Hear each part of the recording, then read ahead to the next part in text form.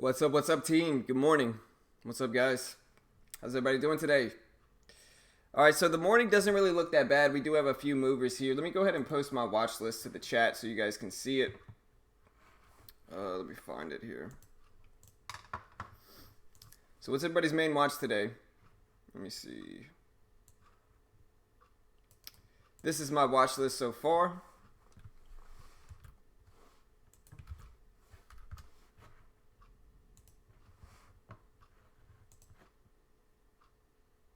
But what's up, team? Alright, guys, like the thumbnail suggests, I'm going to be taking some swings today. This is day 3 of the competition. I'm getting a little bit far behind. If I want a chance to actually win this thing, I have to take some swings. And so that is what I'm doing today. We're going to be pushing here, and it should be some fun. Let's go ahead and look at some movers here. So we got, right now, let me make sure you guys can see this. Yeah, so there we go.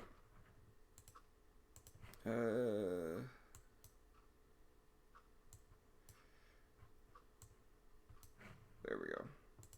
You guys can see that, right? Yeah.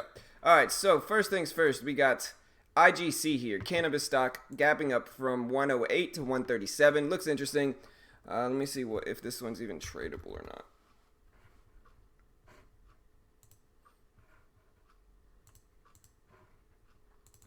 I'm going to look to see if any of these are actually tradable or not, actually.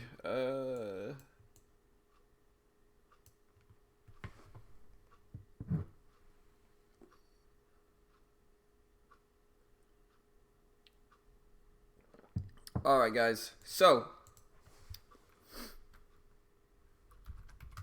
yeah, IGC isn't tradable.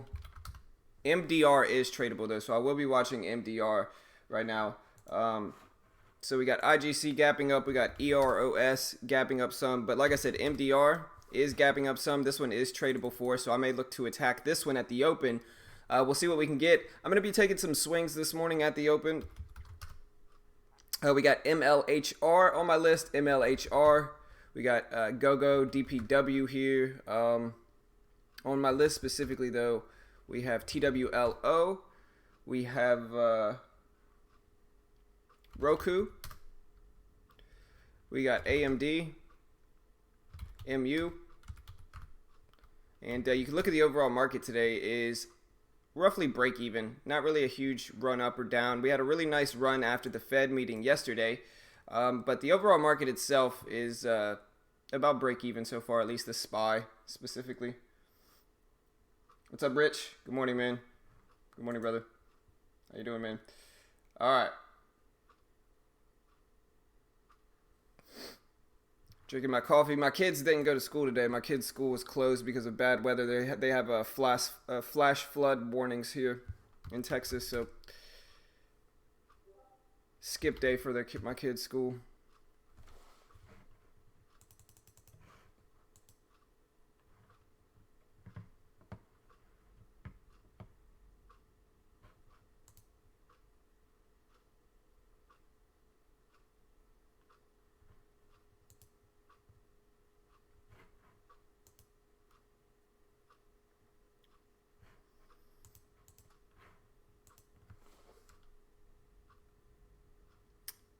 Yeah, I'm trying to...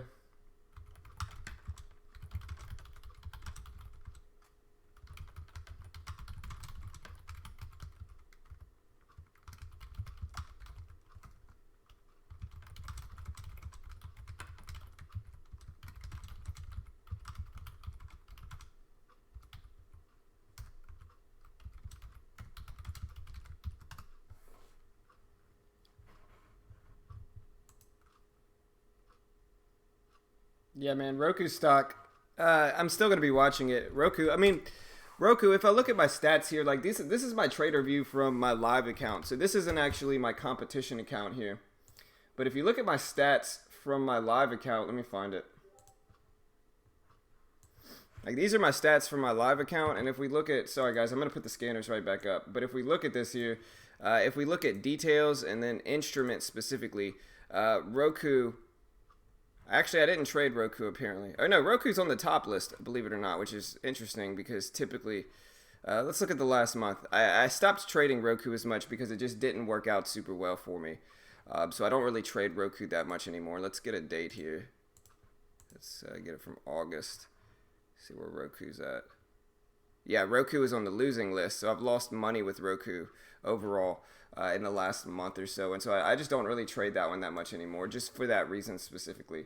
Because yeah, there's certain stocks that I just realized I don't have the best results with overall, and Roku is definitely one of those. And so I trade it sometimes. As it's gotten more expensive in price, it's become less favorable for my style of trading, I think, and so I try not to get too wrapped up in Roku there.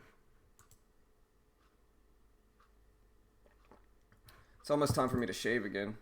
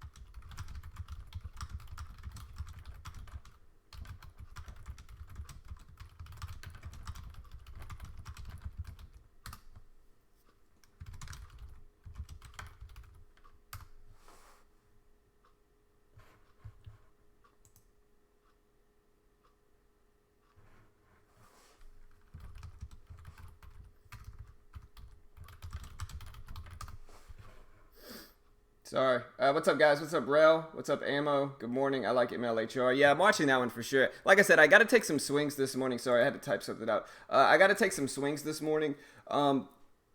We should have a fun day. It's not a bad day in the market. It doesn't seem. We have a little bit more gaps than we did yesterday specifically. And in a little bit, I'll go ahead and look up some news. But it doesn't look like a bad day overall, really. Hopefully, we'll get some opportunity here.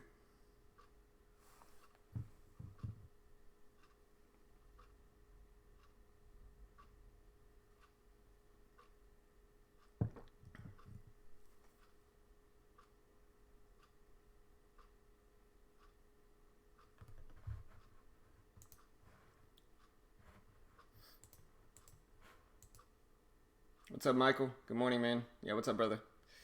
All right, guys. Yeah, I'm on here a little bit early today because today I'm really gonna try to take some swings here.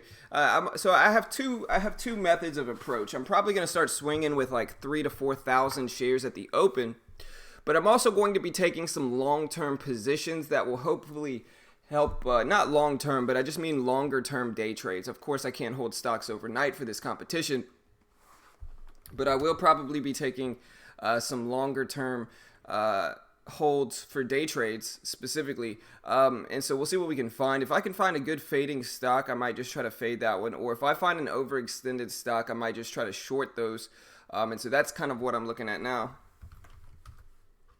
We got LXRX actually that pushed up pretty strong, and I'm pretty sure this one's tradable for us too. Yeah, this one is tradable. So yeah, LXRX, MDR and LXRX. MDR just got hammered the last few days. So yeah, I'll watch this one, and I really had pretty solid results trading this one, honestly. What's some other? What else are you guys watching, guys? So we got SM that looks okay. We got WLL, looks all right. A lot of these are still no gap up. It was just a tough week because there's not that many movers so far this week. I mean, we've had some after the Fed meeting yesterday, but overall, it's just been kind of a slow, dull week, to be honest. Unfortunate, but sometimes that's how the market shows. Or sometimes that's what the market gives us. PRVB, I'm looking at gap downs here. We have X, which is U.S. Steel. X gapping down solid from 1245 to 1098. We'll have to look up the catalyst for that. I'm going to look at Overstock as well, OSTK. That one, regardless of how it's acted, it's been pretty volatile overall. And it had a really beautiful fade yesterday.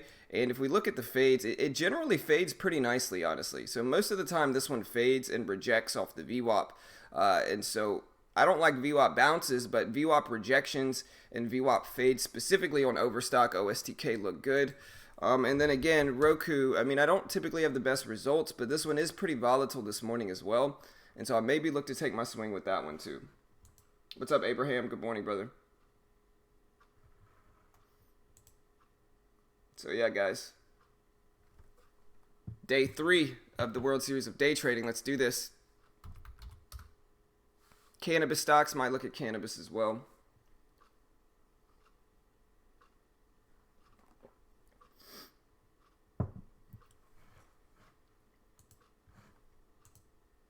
All right, team. All right, let's catch up on the chat. What's up, MW Syed? Good morning, brother. Chai, good morning. Rich, Ammo, Rel, Michael, Abraham, good morning, team. What's up, guys?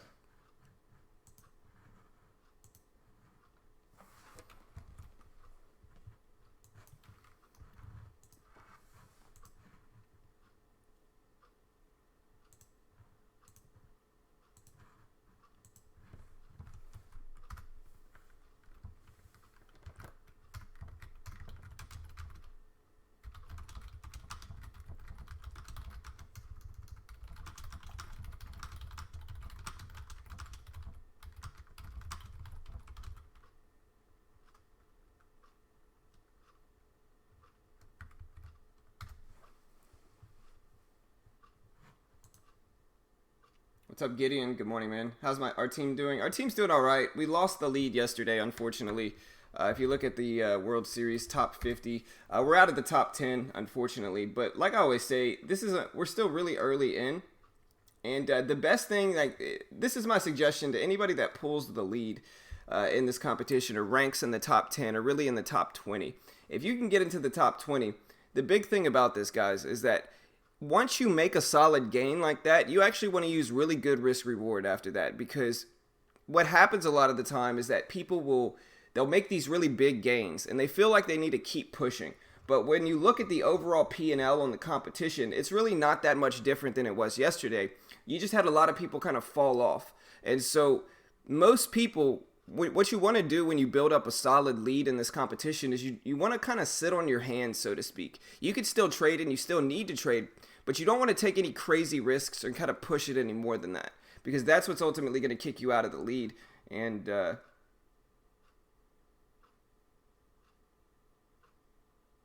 man, that's rough, Landon. Don't stress it, bro.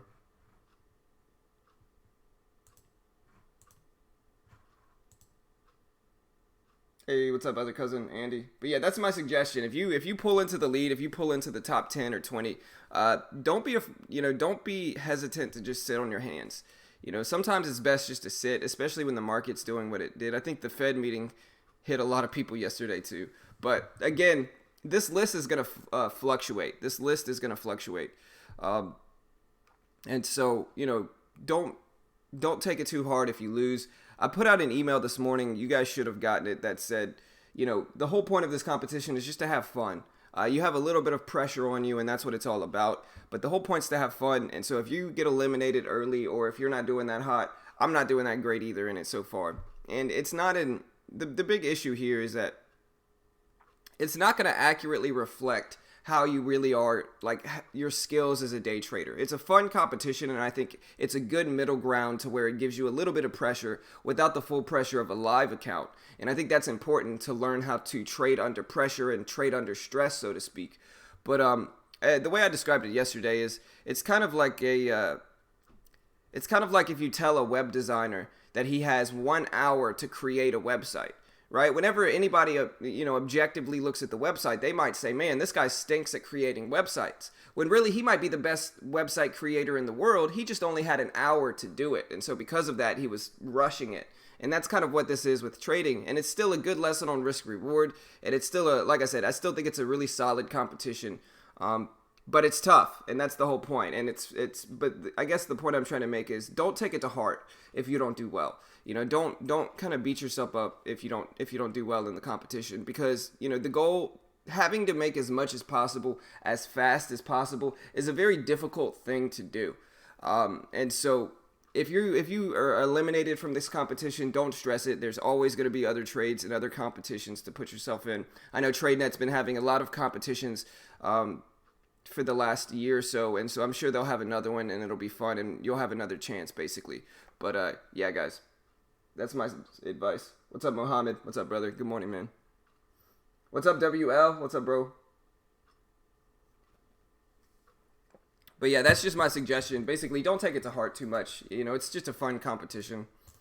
I'm having fun. I mean, I'm down like 2 grand in the competition, but I'm still having fun, and like that's the whole point. The whole point is just to have fun.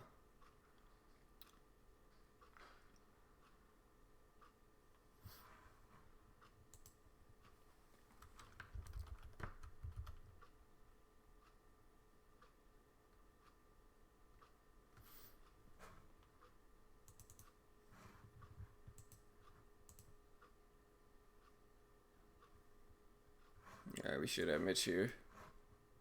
Here we go. Yo, yo, what's up, man? All right. All right, All guys, we got right, Mitch all here. right.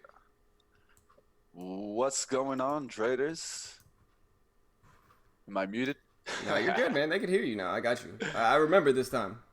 What's up? What's up? What's up, everybody? How we doing? Good morning. Good morning. Excited for another day. Um, ready for the ready for the swings, man. One of the things I told myself today is there's no need for fear today. Let's just have some fun. Right. Enjoy the day. At the end of the day, this is a competition. So Yep. if you don't have fun, I mean, hey, You got uh, to risk it. there's e- there's either two things you can do here, guys. You can either just be really risk adverse and keep practicing and use it as a paper trading kind of platform, and you can have fun with it and not really stress. I think just I think it'll be more fun to take those swings, Mm. find out what happens when you have big sizing, because a lot of traders want to know what's the question. If I traded with huge sizing, what's the potential return? It's all the And range, so, man. It's all the range. It all depends on the range, and that's what I'm gonna be doing today too. I'm gonna be taking some swings. I'm already down like 2 grand in the competition, and so I'm just gonna be having fun today. Listen. It's extremely with there's like 6,000 people in this competition, and so making it into the top 50, regardless of how good you are as a trader, is going to be tough no matter what. And that's why at this point, with what the leaderboards are looking like, it's time for me to just take some swings at the open. Like I said, I'll probably do two things. I'll probably take some relatively large swings, but I'm also going to be trying to hold maybe a long-term position that I can add to over time. Like Mitch kind of gave me that advice yesterday. I think that's a solid advice as well. yeah, I just the advice I gave yesterday was try to get in a winning position, a nice winning position, take some profit, give yourself a little cushion, and then if it comes back near that average price and you can take kind of almost the same pricing, there's no problem with sizing into the trade, holding to your break even, and trying to take that big trade. Yep. I think that was the slight mistake in my execution yesterday, that I made a mistake. When I should have really held to a more defined risk. I had already about $400 in profits. And when I added my 6,000 shares, I didn't hold to a more defined risk. One of the key things that I could have done here was, if I would have cut the trade smaller and held to a more defined risk on the additional ad, the big swing, I could have cut the losses and gave myself more than the ability to come back when I went back with that sizing. So that's really the key here. That's what I'm going to try to do today is when I do take the big swings, I need to hold a little tighter. Yep.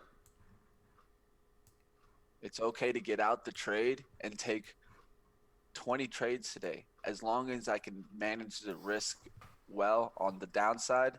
And when I get that nice swing, have no fear, take those swings. Yep. And that's what I'm going to be doing too, man. We'll see how it goes. It should be fun. I'll look up some news in a second, but yeah, man. I mean, it's all about, just to put this into perspective, though, guys, everybody's really still in this thing. All right, so if you look at the top 50 list, number 50 is only at around 200, or is only at around $5,000 up. So the top 50, $5,000 up is what the number 50th place is. And so that's very manageable to jump in there. You need one good trade, you're in there. And so, your max loss is 3,500. If you can get in a 2-to-1 reward to risk trade, you're in there. You just gotta find the right setup, wait for it, be patient, and take a big swing when it presents itself. And that's what I'm going to be trying to do today. We'll see how it goes, but that's the step. That's the goal today. Let's do this, guys. What's everybody's main watch? Like I said, we got EROS. Looking at the market today, we got EROS. We got, let's see.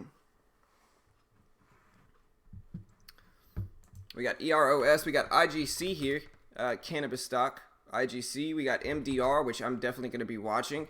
Had a huge gap down yesterday, a huge red day yesterday, just a monster drop down to 140s. And this is when I was trading leading up to this point. And then we got MLHR. MLHR looks okay. Nice gap up there. I may look for it to fill some of this gap depending on what the market does. Oh, it's not, or no. It is tradable. Good. So yeah, I might look for this one to fill some of this gap. And what I might actually do is just take pretty big size and just look for it to come back down to 47. See if we can get that. We got also on the list, we got TWLO here. TWLO. Which is, let me see. Not a bad little gap up there. We got BYND. And then we got a lot of gap downs that I'm going to be watching here. We've got... I need to find out why U.S. Steel is up there at the top. Yeah, X. Well, Yep. X is down, man. You see the gap down? It's steel. It represents a commodity. Yeah. So I need to find out what's going on with that. And so yeah, we got some gap downs too, specifically OSTK. I got the news. Roku. U.S. Here, if you're reading from a news source, just remember to quote it and source it. Yeah. So we're reading. I'm reading straight from Bloomberg. This is Bloomberg's title here. U.S. Steel becomes third in the industry to miss earnings estimate. Okay, So that just says it right there for you. It's easy. Right. Yeah. So basically, what happened? Industry overall is not looking good, and it's not only is it not looking good, but it's the third one in the industry to pull back those earning estimates. Yeah. So basically, what they mean by that is that they had certain estimates that they didn't actually meet, right? So they had some estimates, and they probably had worse than expected results versus the estimates they originally projected, and that's what happened. And so that basically they had worse results than they originally expected, than everyone originally expected. And so that one is gapping down to show it. We'll see what happens with it today, but yeah, we'll see what we get. That's right. If you can't have fun, there's no sense in doing it. That's right. In the grand scheme of things, guys, listen. This is just a little distraction from our live account right now. The competition is just a great little distraction from our live account, and in the end, this is just good practice. Of course, we want to win some free packages, but a very small percentage is going to do that. There's 6,000 people or more in this competition, and so ranking in the top 10 or the top 20 is going to be extremely difficult. Even in my team alone, we have about 700 to 800 people on my team alone, and so ranking in the top 3 is going to be very difficult as well. And so maybe I'll win, and if I do win, I'll give the package away. But it's not looking great for me either at this point. So just a very tough competition. So point is, don't be too hard on yourself. The whole point is to have fun, practice. Kind of maybe establish some good rules, trade under pressure, so to speak, and have fun, guys.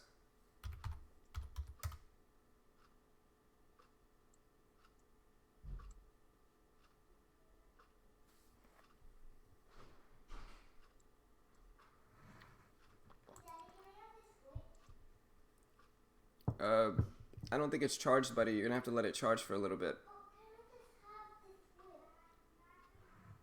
Hold on, guys. Sorry. Here, Mitch, hold it down for a second. My kids are at a my kid's school is closed today because of flash floods here in Texas. So I'll be right back. It's all good, man. They hooked it up. Yeah, man. All right, traders, how we doing out there? Go ahead and put up any stocks or charts that you guys want me to take a look at. More than willing to help you guys out. Maybe find some key support, key resistance. Um, Anything you guys want to go over, definitely put it up in the chat. This is definitely a great time. I got some time to help you guys out. I got a question here from Paul Wade. If I have a pre-post market setup, should my charge be moving right now? Uh, by charge, do you mean stock, Paul? I'm not sure I understood the question there. Good morning, Haley. Good morning, Gideon. Good morning, Andy, Muhammad, other cousin, Rel. And if you're watching this and you haven't said hi, go ahead and stop by the chat. Good morning, James. How we doing, everybody? Don't be shy.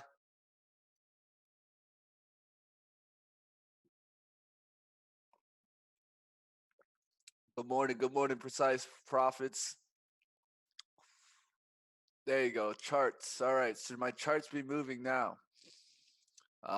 Well, if your setup is strictly for pre and post, then yes. I actually used to have a pre-market setup. Paul, just to let you know, it's not something unlikely to have one of those. I used to trade with Sure Trader.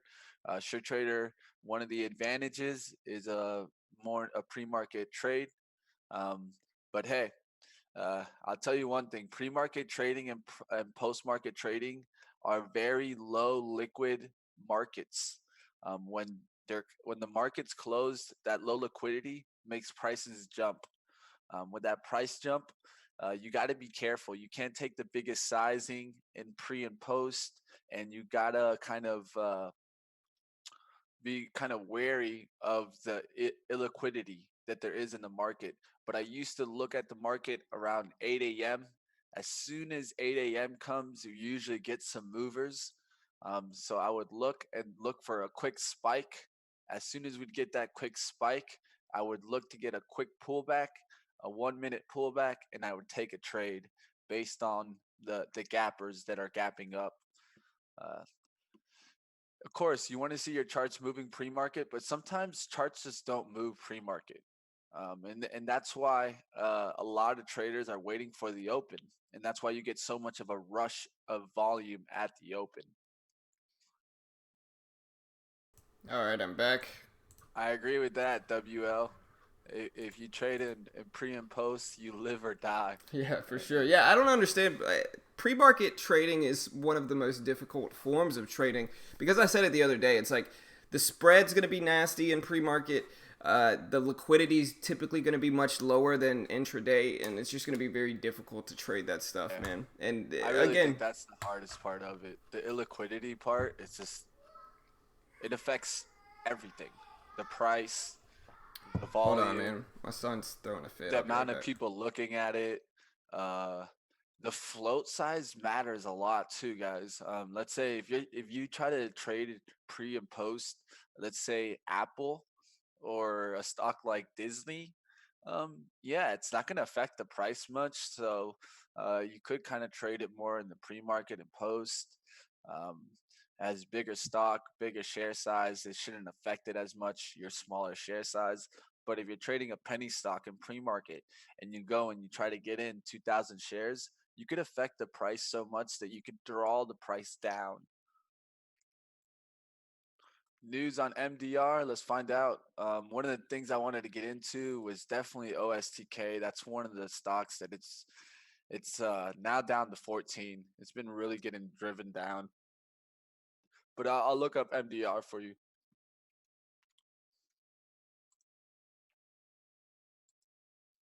One of the things I always like to give you guys is a free resource. Free resources, guys, are always the best things. Here's a free resource, guys. This is absolutely free. Helps me out, helps me find stocks. We could put in MDR here so that you guys can find it. Uh, Check out this website. I have no affiliation with this website. This is absolutely a free website.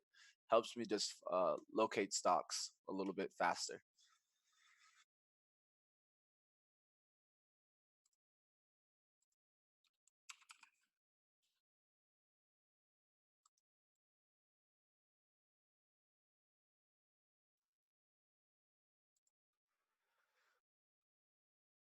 What I like about this one, it helps me separate a lot of the things I like to look for. I like to look for SEC. I like to look for insider information, stuff like that. It's always fun to find out.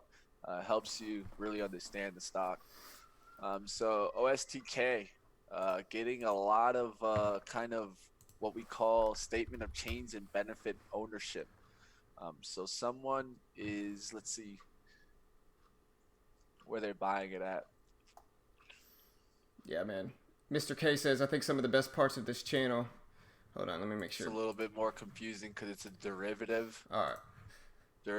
Derivatives are a little bit more confusing. So let me find out if this was an option or was just a buyout of shares. Looks like it was an option that was played, but it's chief legal officer. Mr. K says, I think some of the best parts of this channel is the stuff happening in the background. Yeah, man, my kids are fighting because they're home from school because we have a flash flood here in Texas. So, yeah, man, real life, bro. Yeah, they'll be all right. My son wanted the Switch. He's got a Nintendo Switch that he obsesses about. My son actually, I got really lucky. My son loves Sonic the Hedgehog, which is like I grew up in the '90s with like Sega, and so I was all about Sonic. And for some reason, my son loves Sonic too, and so he's all about Sonic the Hedgehog. But yeah, that's what I was trying to juggle here. But yeah, let's go ahead and look up some news, shall we? All right, first things first. Let's go ahead and check out IGC. IGC, big gap up here. Old cannabis stock. I remember trading this one. It used to be tradable. It's not tradable for us anymore, but it's a cannabis stock. I do know that. This one is gapping up after it says, quote, India Globalization Capital said pre-market Thursday that Puerto Rico's Institutional Review Board has approved its protocol for the phase 2 study of its proprietary formulation IGC-AD1 on behavior and functionality in subjects with dementia and Alzheimer's disease, end quote. And so basically the review board approved its protocol for the phase 2 study for IGC, and it's gapping up to show it. We'll see what we get for that one, and that is per MT Newswires. Is this frozen? My Thinkorswim's frozen, guys. It just restarted, if anything. Weird. Look, I can. All right. MDR, guys. MDR having 3,000 shares sold from the chief legal officer at 398. Very important pricing for MDR. One is getting hit on the daily chart, knocked down from $5 down to $2. Definitely one on the watch list for a lot of people. Right, I just closed Thinkorswim. I don't know what was going on with that. I'll have to open it back up. This is tradable MDR stock that got hit. Pretty good amount, guys. Dropped on the 18th from 574 all the way down. The low is $1.44. We had a bounce back there yesterday, driving towards the low, but one to watch. Yep. MDR. All right, I want to find out more about OSTK. That stock has really surprised me in the drop.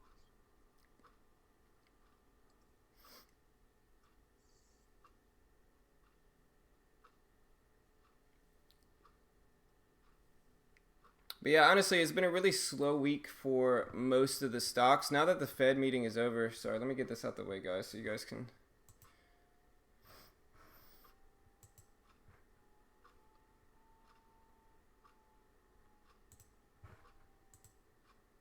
Here we go. Oh Lord, I found out what happened here.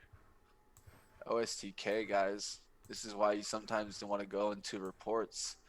I don't know if you want to show a report, John, No, but here, yeah, let's not. Let's just leave that. Just for copyright stuff, let's just leave it out. yeah, Um, it's SEC. I don't think they would come after us, but it let's. doesn't matter. All right. So, guys, on the 18th, 17th, and 16th, in those 3 days, we're talking about this High Plains Investment LLC. They got rid of more than close to 4 million shares in OSTK. Yeah, They got rid at 1.05 at 1631. Then they got rid 2.1 million at 1866. They got rid of 1.5 million at 2183. Um, yeah, I see this a. this is big. Yeah, I see a. I see a report on this, and it says, and this is from. Where is this from? This is from Dow Jones Newswires, and it says, "quote Less than a month after departing CEO helm, Byrne disposes of nearly 5 million shares in a 3-day binge and promises to recapitalize the company if needed in the future." And so his dramatic exit from Overstock had a surprise second act yesterday as he sold his large stake in the company and blamed the Securities and Exchange Commission, which he referred to as, quote, the deep state's pets. Whew. So he disposed of his roughly 4.8 million shares in Overstock during the past 3 sessions, with all but 87,000 shares sold on the open market for roughly 90 million. The remainder was given as a gift to an undisclosed recipient. Oh, that was kind of him. Yeah. This was big. This Yeah. is big, guys. This is why sometimes, we talk a lot about technicals. Fundamentals aren't as important, but reports like this are. The reason why this report is very important because it's a over than 10% owner. When it's an over than 10% owner on a stock that has a big float, we're talking about a lot of share size here. Right. This isn't our 100 share size going through, and a lot of times this is what's going to be called hidden volume. You're really not going to be able to see this on the time and sales. These go through dark pooling, so you're not going to see these shares. You're just going to see shares jumping at the bottom of the volume. So this is where you got to be careful. Definitely, I could already see something was going on in OSTK. I just didn't know what. Now we got our answer to what was really going on. What was the backstory? I've heard a little bit about the CEO kind of thing. I personally didn't think it was going to be that negative of a catalyst, but as we could see, uh, Mr. Byrne here, he He wasn't he dumped was his not shares, man. yeah, he's not feeling He's overstock out, man. anymore. He's like, I'm over it, man. Yeah, yeah, and he didn't just get out a little bit; he got Nah, out a lot. he got out 90 million's worth is what he got out I of. think So I think he still has a little bit left, from what I'm thinking. let me see. He's got I have to calculate this, but he well, so he sold 4.8 million shares, and he kept 87,000 shares, but he gave those away as a gift to an undisclosed recipient. And that's what I said. It's so kind of him. How what a nice guy, man. What a friendly guy. You know. yeah, I think this he stream is more appreciate it. he Precise. owns he owns 100% voting interest in High Plains Investment. So this is where you saw the 10% Yeah. ownership kind of go from. Precise Profit says, I think this stream is more genuine than the others. Good thing is the number of viewers, more eyes on more screens. Yeah, man. I mean, we just try to be like, the big thing with like most of the other streams on YouTube is that they hide everything, right? And they do that for a reason. I respect the people that live stream every day. Like I respect Mir specifically because he actually shows his P&L at the end of every day. And there's a few other ones that are okay, but I think the large majority of the other ones, they're just nonsense, right? Like they're just nonsense, and it's part of the trading world. You know, it's kind of what the trading world entails these days. So we just try to be as real as we can. You know, we don't actually claim to be experts or gurus or anything like that. I mean, we're obviously still learning ourselves, and so we have some stuff that we've learned along the way, and that's why you'll see us post our classes. Like you'll see us post free classes and stuff like that, and it's just stuff that we've learned that has really helped our trading.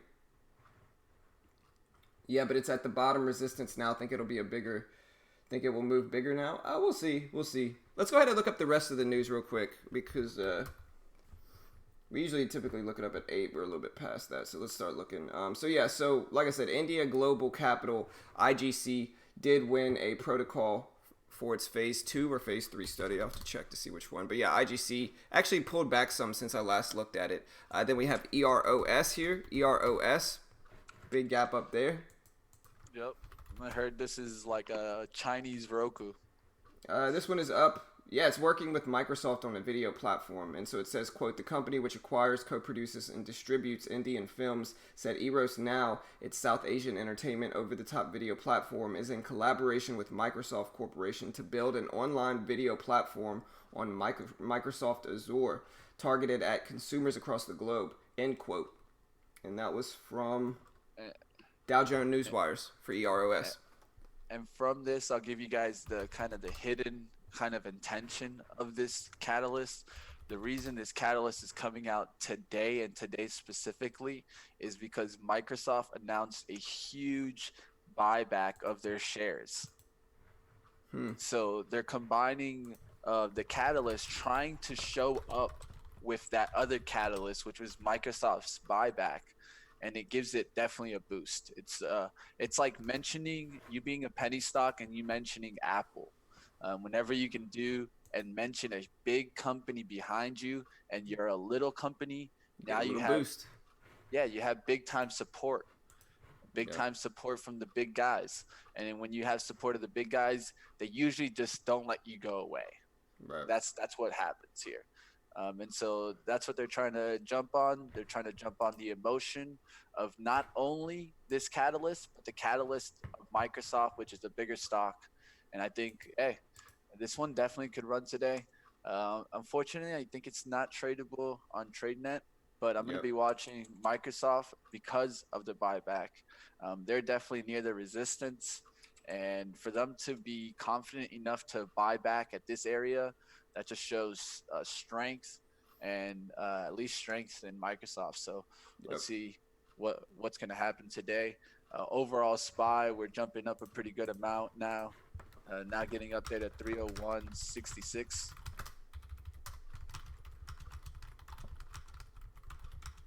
Let's see what happens here as the SPY keeps moving. All right, guys. So MLHR, a supplier of seats, desks, and lights, were hired today after fiscal first-year quarter earnings beat guidance amid strong performance in North America. So an earnings beat for MLHR. This is one, it's up a ton. I'm still going to look at it to possibly fill the gap on the way down. And that's one that I might kind of keep an eye on there as well. And so we'll see what happens with that one. We'll go ahead and move on to the rest of this list here. What else did I have on my list? Let me see. Yeah, I had Roku as well. Let me see on my list. MDR. Yeah, MDR, huge gap down yesterday. And I was kind of watching the news on this one as it came out yesterday for MDR. But let me go ahead and look up the catalyst anyway.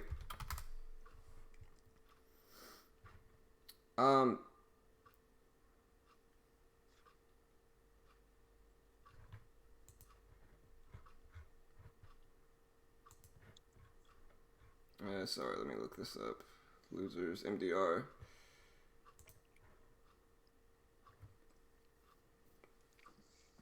All right, so MDR is down after it says, quote, the Wall Street Journal reported Wednesday that the company engaged turnaround consulting firm Alix Partners. The company said it, quote, routinely hires advisors to evaluate opportunities. There's got to be something else.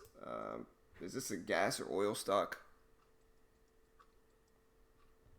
Holy moly. All right. Okay, so basically this is from MT Newswires, and it says, quote, MDR plunged over 75% to record lows of $1.44 a share after saying it has hired outside advisors to evaluate strategic options for the oilfield services company, and McDermott already was down about 60% earlier Wednesday prior to the 11 a.m. Eastern Time trading halt pending news. This one's down basically after saying that it hired outside advisors to evaluate strategic options for the company. So that's why MDR is down. We'll see if it can rebound today, possibly. It is tradable for us, and it's at $2.40. And so kind of a penny stock now that's actually tradable. So we'll see what happens with that. The other ones I was looking at is Roku. I know Roku got hammered yesterday. Roku down. Actually, Roku just recently bounced back here, but Roku had a pretty big red day. Really nice fade there, though, for Roku. Let me see. All right, so it announced the new streaming player lineup, and that news came out 8 minutes ago. You could see the spike after it put out that release that said, Roku today unveiled its new streaming player lineup for the U.S. and other markets. New versions of the Roku Express, offering easy HD streaming and a sleek new perform factor. And the Roku Ultra features fast channel launch, yada, yada, yada. In addition, Roku also announced the Roku OS 9.2 in a separate announcement. So yeah, product announcement for Roku here. We'll see what happens with this one, but that's kind of causing this spike up. You can see this spike up here that happened about 10 minutes ago or so. But yeah, pretty big red day for Roku, all things considered, yesterday, though.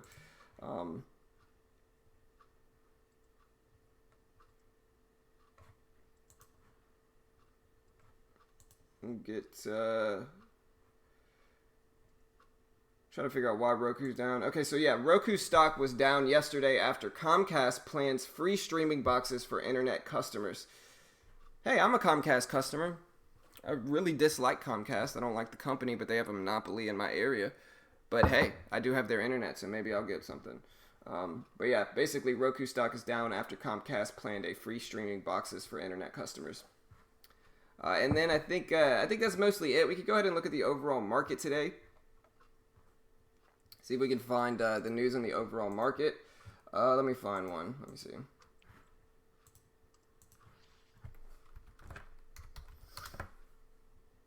All right, so we did have a few releases this morning. One said that SEC Chair Jay Clayton says the U.S. markets are mainly being used for liquidity and not growth. Pompeo says U.S. will complete energy infrastructure project using U.S. off-budget mechanism given the Afghan government's inability to transparently manage U.S. government resources, end quote. And that is from Benzinga. We got U.S. Secretary of State. We just went over that one. All right, and so for the overall market news, right now it says, quote, U.S. stock futures were edging lower ahead of the opening bell as investors digested the Fed Reserve's decision to cut interest rates by 1/4 percentage point as expected, but uncertainty over additional easing for the rest of the year weighed on the sentiment. It says 7 members of the U.S. Central Bank's Federal Reserve Open Market Committee voted to cut the interest rate to between 1.75 and 2%, while 2 members said that they preferred to keep the range at 2% to 2.5 or 2.25%, and another member opted to cut rates by 50 basis points. The mixed vote created a murky outlook for future rate cuts, analysts said, and the New York Fed is expected to buy $75 billion of Treasury bonds today, adding to the $128 billion already acquired in the previous 2 days. So yeah, kind of a indecisive market today, guys. We did see some bullish sentiment yesterday after the Fed meeting, and we're actually up a little bit right now, actually, in the overall market. We're up to 301.68. So since I last looked at the SPY, it was down at like 301, about break even. But since then, we've actually pushed up to green territory in pre-market. And so hopefully we get some volatility today. It's actually looking a little bit more volatile than it has been almost this entire week, at least in the pre-market session. And so we should get some action here. We should get some interesting stuff that we could watch today. And it should be a fun day. We'll take some swings at the open. I know Mitch is planning to do the same. And yeah, we'll see how that goes.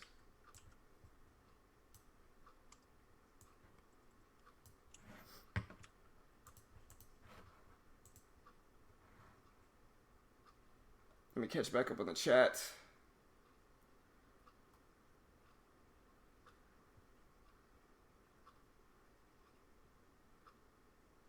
What's up, Robin? Paul, Tyrell, Adam. What's up, guys? James, good morning. News on AIM.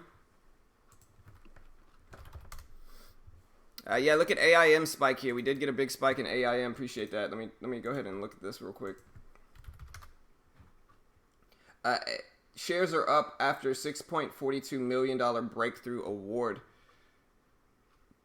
So yeah, they're higher after the company announced the Department of Defense granted a 4-year, $6.42 million quote breakthrough award to Roswell Park Comprehensive Cancer Center for its clinical study of the drug Ampligen in patients with brain metastatic breast cancer.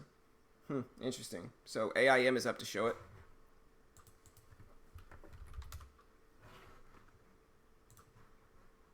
All right, guys. But yeah, what's everybody's main watch today? Should be a fun day. Let me see. We got 10 minutes, or we got about 15 minutes until the open. What's up, Precise? What's up, Gideon? What's up, RT Bird? Boris? Nice. Here, what's up, Harold? Good morning, brother. I mean, E-Rock, we got a MLHR, we got a IGC, we got AIM, we got Roku, OSTK with some pretty serious news. We got X, US Steel, we got JDST. And so we got some options today. Steel's down. All right, guys, because steel is down, I've been looking for some stocks that are in steel and kind of haven't really faded too much pre-market. One that I'm going to be looking at is CLF. This is tradable, Cleveland Cliffs. If we look at kind of where we are, I think we could get a drop from here and maybe head towards the support of 690. So we'll be watching this one.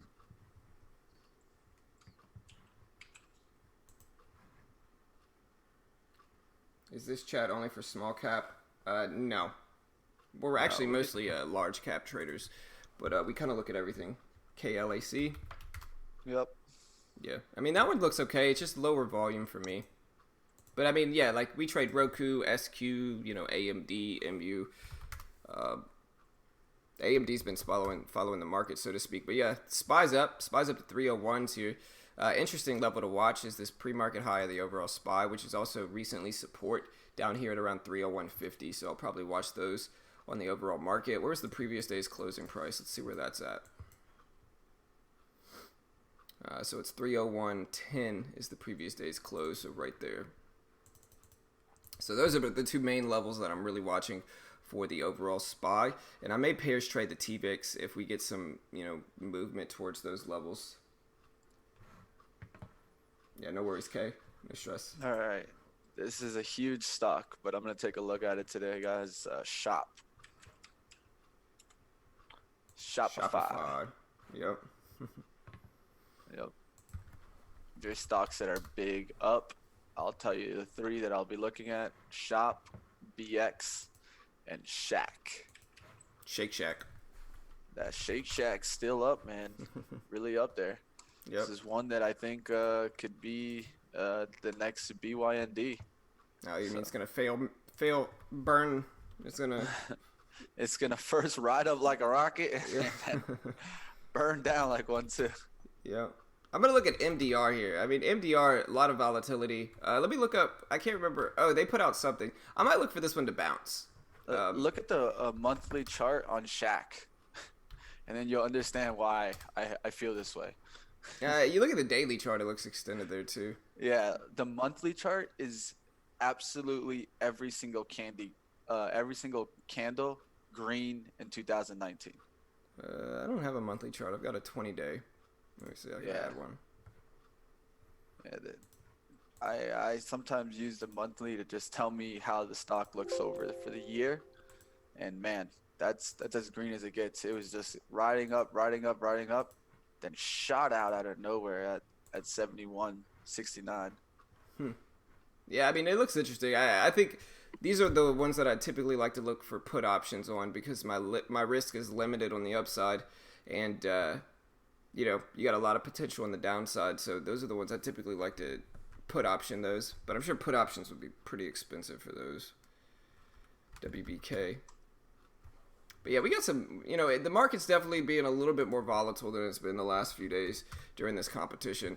The overall SPY is up, and that should give us some opportunities. And so hopefully we get some nice movement here. What's up, Too Fast? What's up, Osama? Hey, I saw you did well, Osama, yesterday. So nice work, brother. Net up 36 cents in pre. Let's take a look. Oh yeah, appreciate that. I didn't even see net. Let's see why.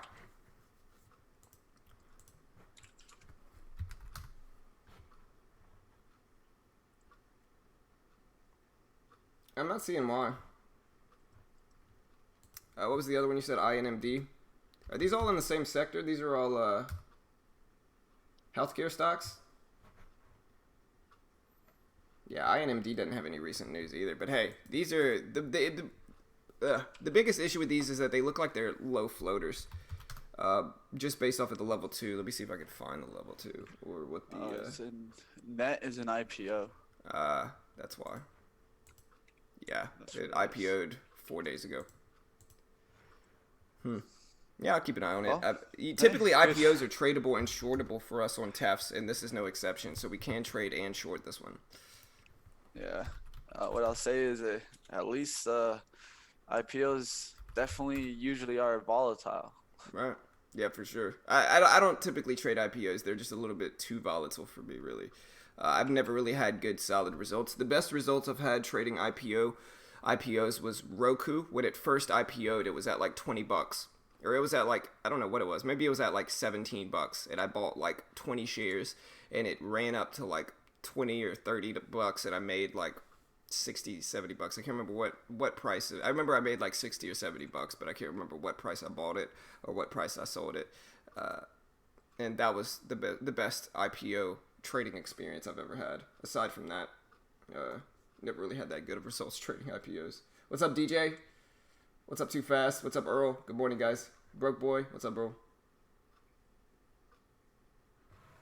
Right. Well, no, I'm not saying BYND is a bad company. I think this is a vegan company. What we're trying to say though is that whatever BYND was up here at 220s, I was very vocal about this thing not maintaining up there at the 200s. I was very vocal about it because again, my basic logic was that like, look, this is a vegetarian meat company, a vegan meat company, and while I'm sure it's a great company and it can succeed. Getting ran up like that, running up to 240 from 160s within a few weeks just seemed like it was a little bit too hyped, a little bit too much hype behind it. And so whenever it was in the 200s and the 220s and the 240s, Mitch and I were calling for this thing to just drop, and we were doing it on stream, and then it did. And so it was just one of those ones where you could kind of predict that it wasn't going to hold its gains. I'm not saying it's a bad company. I'm just saying it got rejected way up here.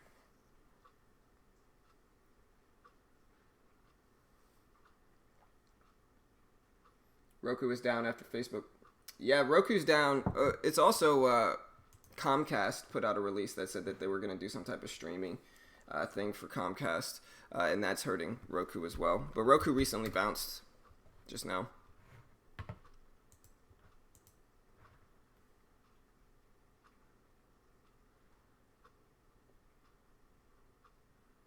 Besides the chart, we see where else do you guys get trade ideas?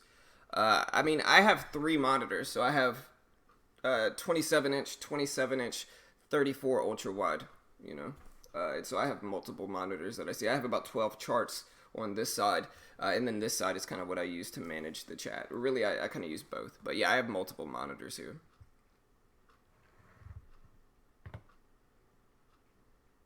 LXRX, my thoughts. Um, I think with this one you got to look at the daily chart. I think it's got some resistance at 420s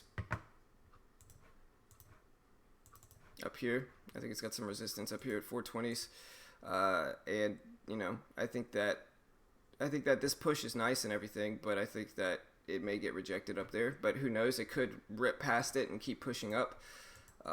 Not really a long-term investor. Short-term, though, maybe look for it to pull back a little bit today. Who knows? If it breaks 390s, it looks interesting. If it can break that 389, 390 level, and then specifically the whole $1.04 LXRX looks interesting. And I know this one is tradable, so maybe I'll watch it. Spread, I do have to pay attention to the spread for risk-reward reasons. All right, guys.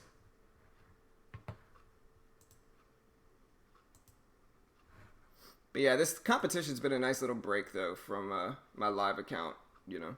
I'm still up in my live account. I'm still up with like $400 or $500 in profit. But this competition's been a solid little break from it, you know.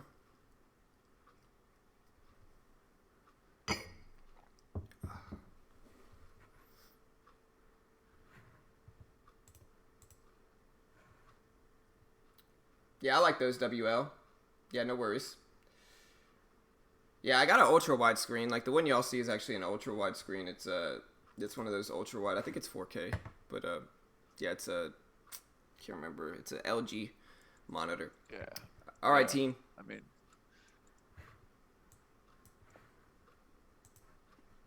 Let's do this.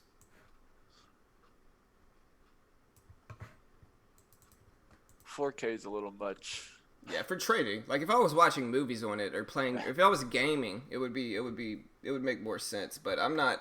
I don't play games on my computer. I'm Xbox. You know. Yeah. I think the only thing that matters in monitors is refresh rate. Right. At least for trading. Yep. You want a low refresh rate because yours changes every milliseconds. Yep. I got like a 4 millisecond refresh rate. That's the thing I pay attention to. Yep. And that's why TVs are good, you know, because they're big. You can get 4K very easy, but their refresh rate's usually about 20 milliseconds. And so that's what I look for, at least in a monitor. Yeah, go check out Trade Ideas, best scanners in the game by far. So here's the scanners in the middle. They're Trade Ideas scanners, super customizable, super dynamic, allow you to do a lot of different stuff. And so if you want to use the same scanners that we do, like I said, I have a VWAP fade scanner that actually tells me when stocks cross over and under the VWAP on Trade Ideas. And I think that's the beauty of Trade Ideas, is that you can kind of build your scans with different strategies in mind that can be really beneficial. And you know, I think they make my morning much, much easier. And so there's the link in the chat if you want to check out Trade Ideas. Best scanners in the game by far. There's a reason all the top traders use Trade Ideas. I'll put it that way.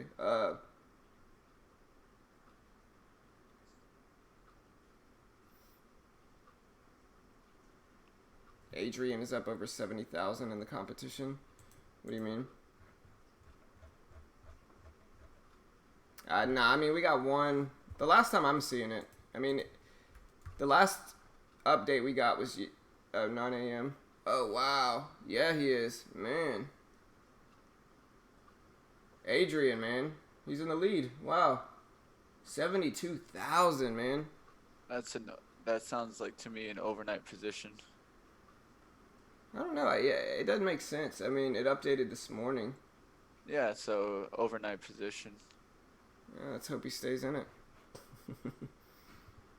Yeah, that's the only way you wake up like that. I mean, not necessarily. It's just tough, though. I mean, we can't trade pre-market. So Yeah. if he just all of a sudden wakes up at that lead, Yeah, it's an I don't know. overnight. We'll see. I mean, that's at least to me, that's the only reasonable explanation. But it's nothing wrong with it. The guy's up 70K. Yeah. I'll take 5K, man. Just pass it down. I don't know, man. 72K. I don't know how he did that, but if he did it, man, more power to him. Hey, if you did that, Regardless, Adrian, we have Adrian. I mean, Adrian's here a lot. Where you at, Adrian? You watching this, brother? Let me. I think Let me, regardless, you know, regardless of the matter, anybody that can do that, whether it was an overnight, whether it was a 1 minute hold, uh, I I give We you had props. we had Adrian. He's usually in the YouTube, man. I don't know what happened to him, but he's somewhere, man. Hey, if he's winning, Power to him. yeah, man. I hope he is, brother. I hope if you're hearing this, Adrian, good luck, brother. All right, we got 50 seconds left.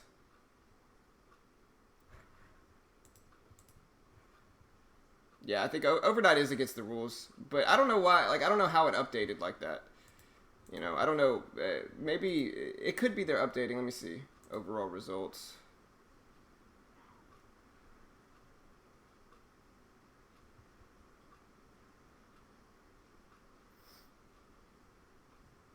Okay, so Nicholas G is actually number 3 here. This might not be recent. Let me check. Yeah, it says Nicholas G's here on the overall results, but it was last updated yesterday at 10 a.m. Okay, that's why. All right, guys, the bell's about to ring. Let's do this. Like I said, let's take some swings this morning, guys. Should be fun. Let's do it. There's the bell. All right, team.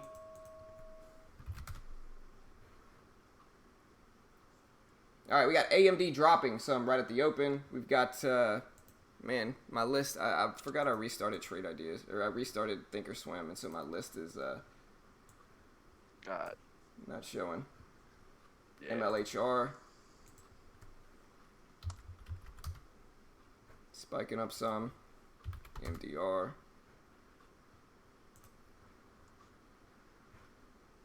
Gonna have to look at Roku here.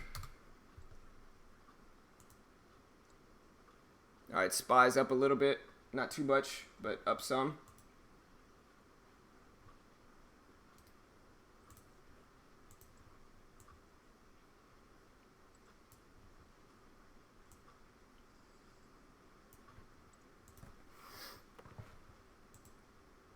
Alright, we got AMD spiking up some here.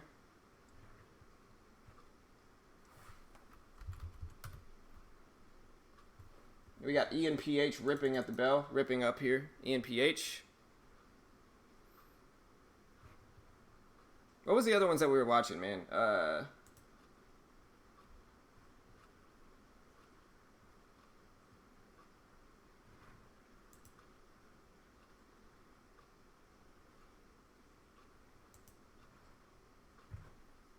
What was the other ones we were watching though, bro? I can't remember. No lie, I had to restart my platform also, and I'm just looking. I feel the same way you are, bro. I'm like lost Where right all now. my stocks go? Right. Where I'm all lost. my stocks go? Well, This I is why you restarted have a watch Thinkorswim. list. Yeah, I restarted had Thinkorswim, so I had to restart my my taps right before. I just I don't know. I was just wanted to make sure it was running well for me. All right, normally MLHR restart it, dropped but- down. Yeah, my bad for cutting you off. I'm just this is you're what I was good. watching. I'm trying to find stocks. We're gonna wait for a bounce back to 49.03 for MLHR. Jump in this mug with 3,000 shares. We get this thing to bounce up some. MLHR dropping. MU. MDR tanking here again.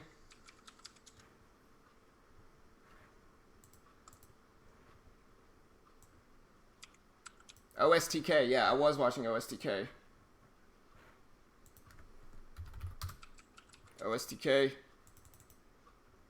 Keep an eye on that one. Hey, what's up, We Trade HQ? Hey, y'all go check out We Trade HQ's channel, man. Legit channel. I was talking to this dude yesterday about how us YouTubers should have a friendly, you know, we should all be civil and kind to each other. So y'all go check out We Trade HQ. They've got a pretty dope channel over there. I think it's called what? Own the Chaos or something like that. Something like that. They're also competing as well, so they're one of our rival team members. But yeah, y'all go check them out. All right, so we got MLHR. Remember I said I wanted MLHR to fill this gap? I just never got my entry, unfortunately.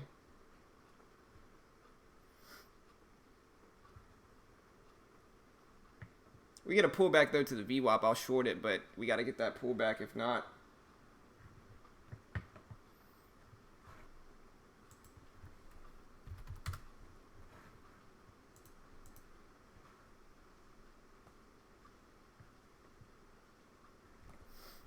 All right, team.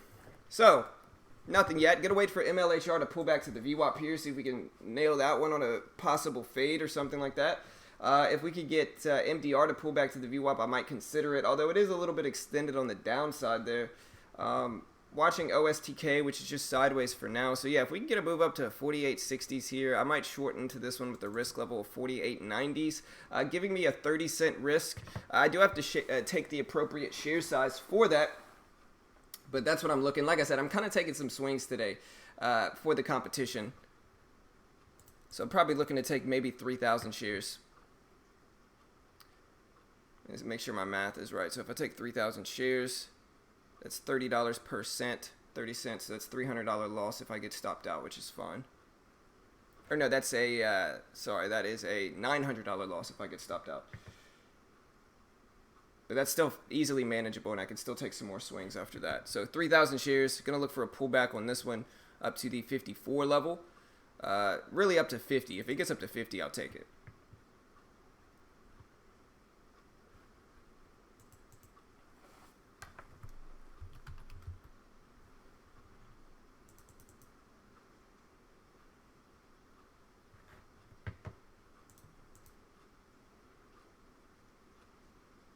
Right. I mean, yeah, there we go. Carpenter. Yeah, I mean, it's kind of like that's kind of what it is. If you tell a carpenter he's got to create a table in 20 minutes, you know, after he's done, you might look at that table and be like, "Man, this dude sucks as a carpenter." When really he might be the best carpenter in the world. You made him rush through it. And that's kind of the equivalent of the competition.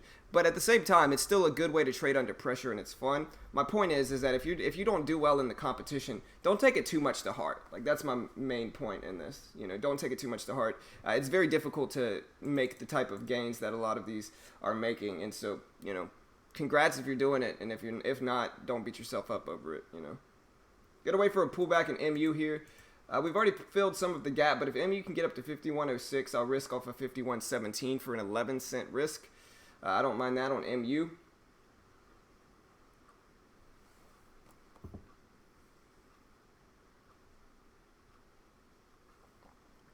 MDR is pulling up there. MDR. MLHR, I was looking for it to fill the gap. Maybe I should have traded the green to red move, but just never got it, unfortunately. MU getting up there.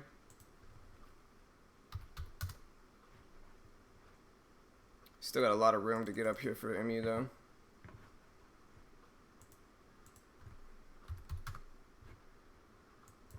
If MU gets up there, I'm going to take like 4,000 shares. Should I start scaling into this one? Nah, maybe a little bit too late.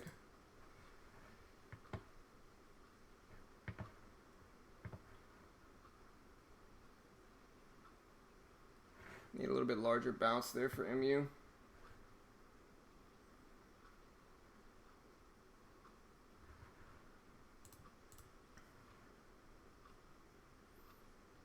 I think so. I think it's going to be every year. I'm not sure. We'll have to wait and see. Yeah, I'm looking at OSTK. If it can get up to 15.08, I'll probably take it. With a risk level of 15.19 or so, 11 cents. I'm really waiting for MU to get up there, but I don't think it is. There haven't really been a lot of fades lately. All right, there's OSTK.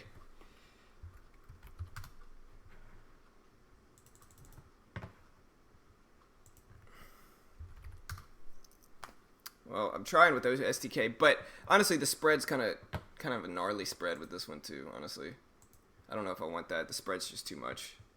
The spread makes it so that the risk reward for this fade is just not great. And so unless the spread can even up a little bit up here, like unless it can get up to like 15.01, and the bid specifically can get up there, I'm just not going to want to take that. MU faded before I could really get into it. Maybe I could have scaled in a little bit early, but never really was a fade. Same thing with MDR. They're both kind of dropping, and unfortunately, they just never got to my entry level. And I think when I'm taking this big of sizing, I kind of have to be patient and wait for it to get to my entry level, unfortunately. And if we don't get it, we just don't get it. Can't force that. Roku dropping down to the VWAP here. And so what I'm really going to do here, guys, is I'm just going to kind of wait for... like that A+ setup, and then I'm going to take my big swing with it. if I don't get the A plus setup, I'm not going to force it necessarily. I just got to wait for that good setup.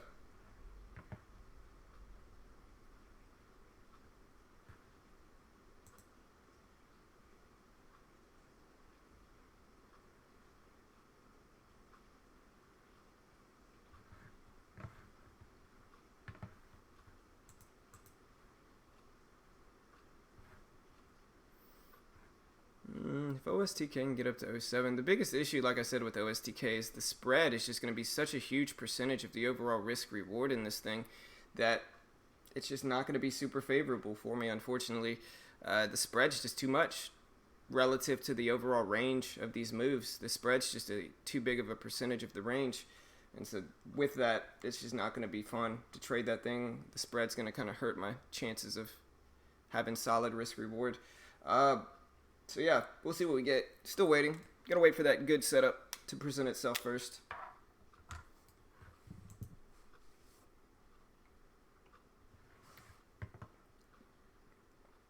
MU looked really solid, and AMD's up there, but never got my entry with it, unfortunately.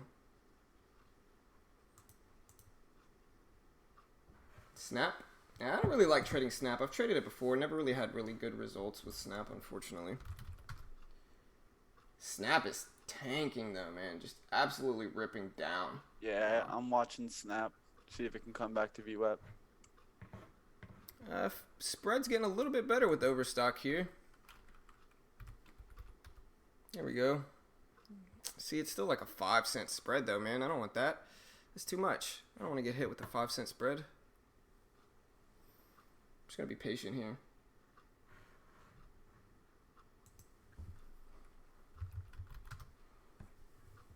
It's like a 10 to 5-cent spread, and there's the fade, but the risk reward just would have been terrible because the spread's just too much.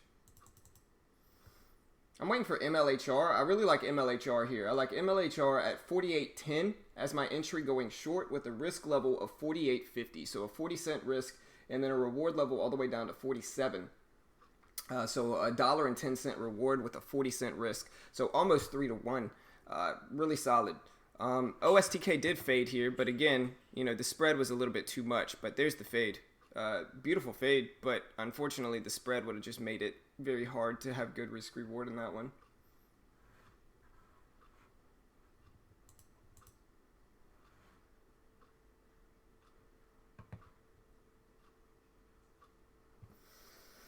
WWR just halted. Shop crashing. Let's take a look at Shop. Yeah, I mean, if Shop can pull up to 328.80s, I might take it. It's a little bit more expensive than I generally trade, so I have to figure out a good share size.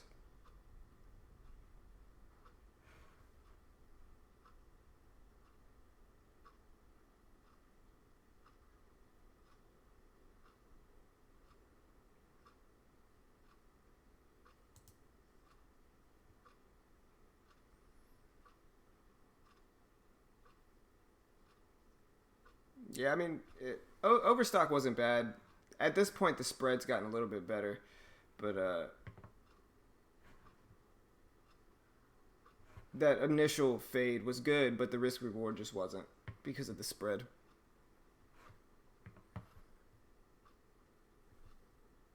So yeah, I'm looking at Shop, Snap, or MLHR. I really like MLHR and MU.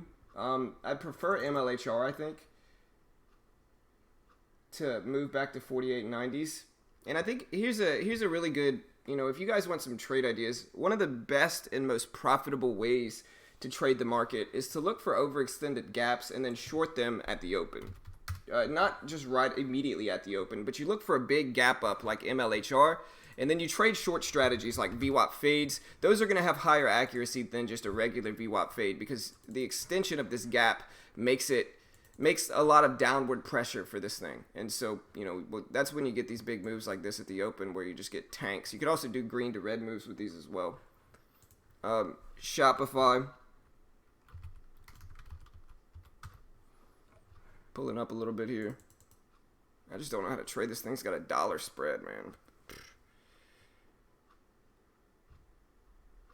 $1.40 spread.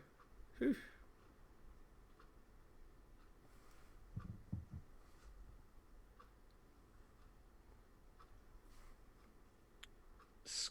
had a big move in the last 3 candles. Let's see if that one comes back to VWAP or slightly above.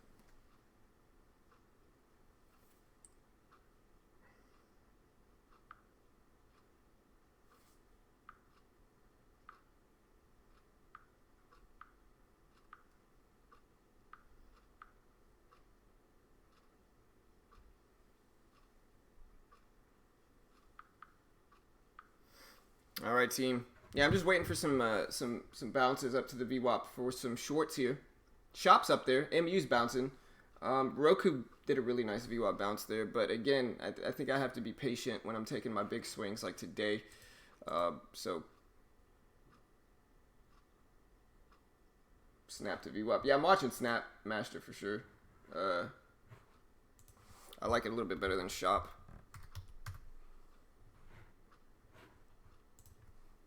I guess I'll take it. I'm not going to take crazy sizing because, again, I don't necessarily like Snap for fades much. But I'll take it.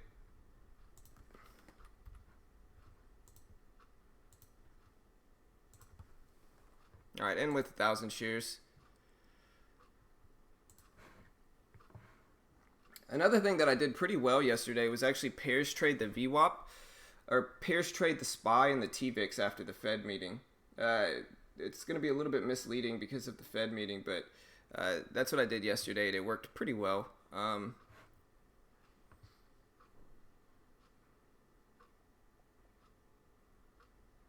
MU kind of climbing back there, and I like MU now with the risk of 0.2.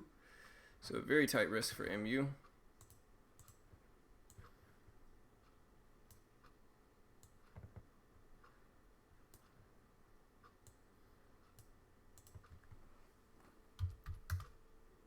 We get a move about 20 cents higher on MU. I'll take it.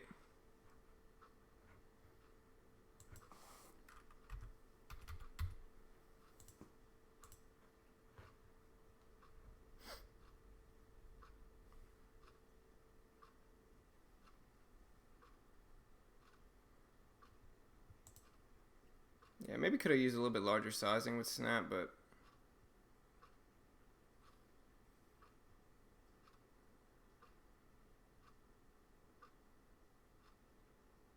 MDR is about to crack the lows here.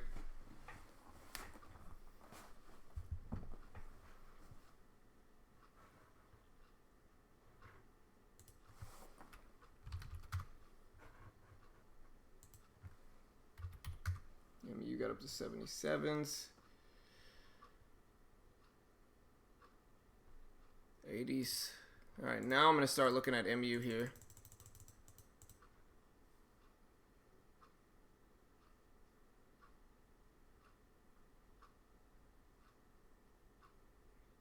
Snap. Sorry, Yeah. I was muted there. Short HD, guys. Snap's all right. I mean, I shorted HD. yeah, I'll probably throw And you at up. 23.06. Yeah, let me throw you up. I think my position's too small to really worry about it right now.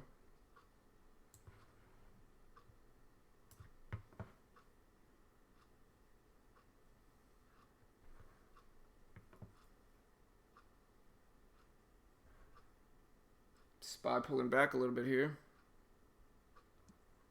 Yeah, MU unfortunately just didn't quite get up there for that entry. Just never quite got up there.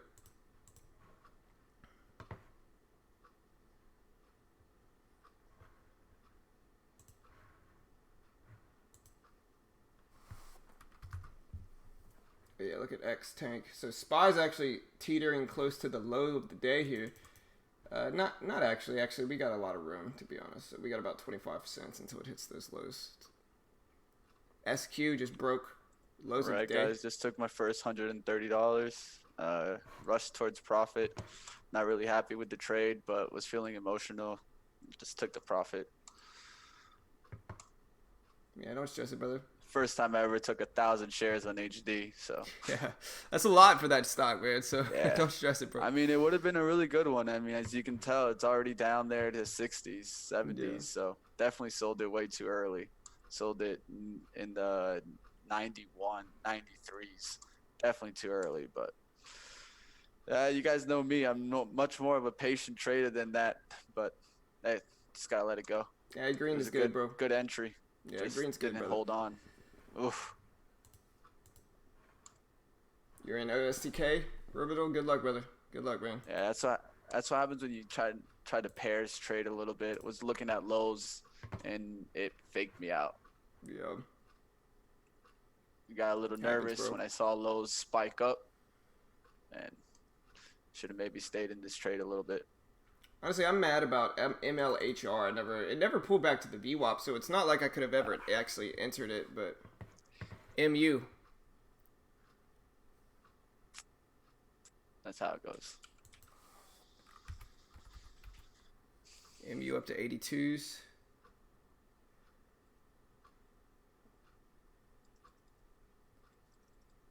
84s. All right, I'm going to jump in MU here with 2,000 shares.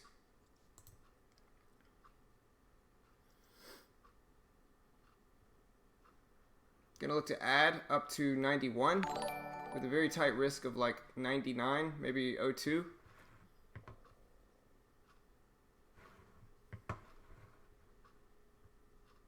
Going to look to add a little bit more on MU here.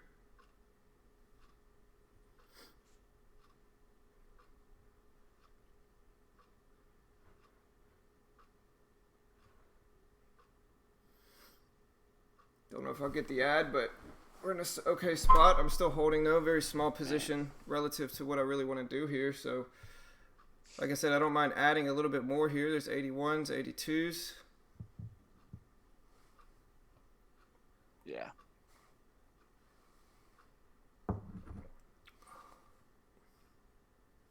Snap's looking good.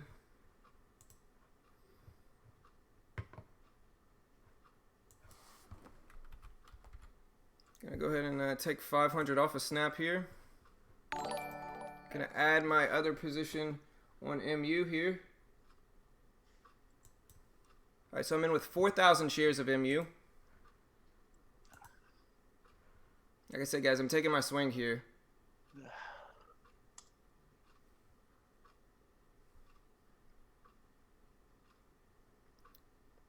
Yeah, good lesson, guys. Stick to the complete plan, guys.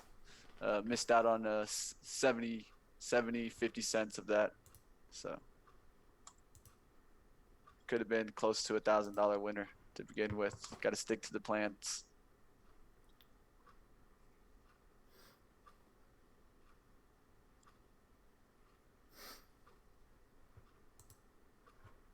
All right, I'm in with 4,000 shares of MU here. Right around break even. I don't think it'll let me add any more.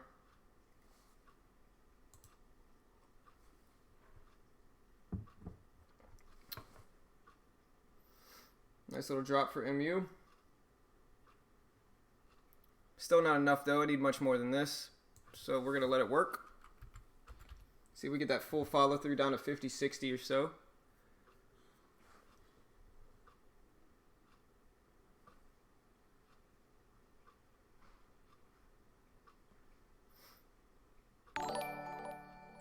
Hey, appreciate all the subs today, guys. Welcome to the team, Ariel.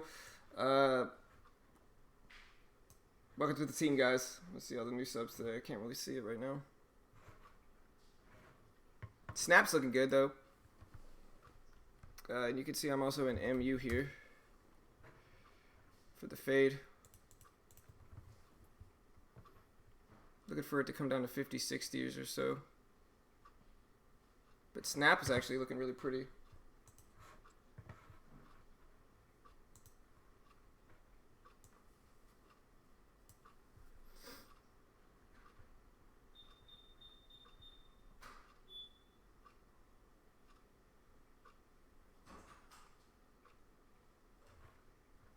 See if it'll let me add a little bit more to MU. Oh.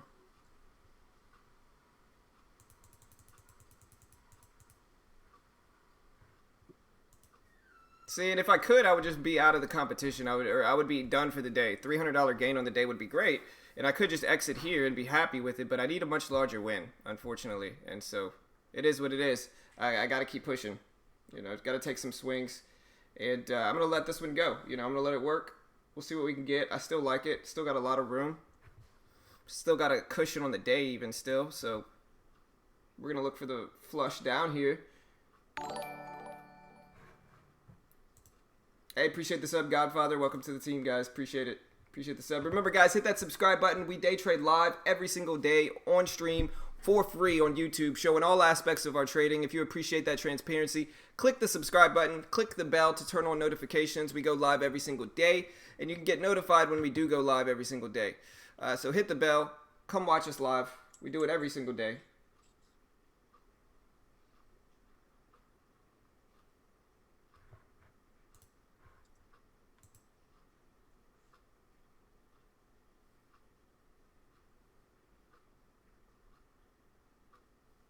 Come on, MU. You know you want to flush. Down to 82s here. You know you want to. There you go. There you go. Need more, though. We need a little bit more.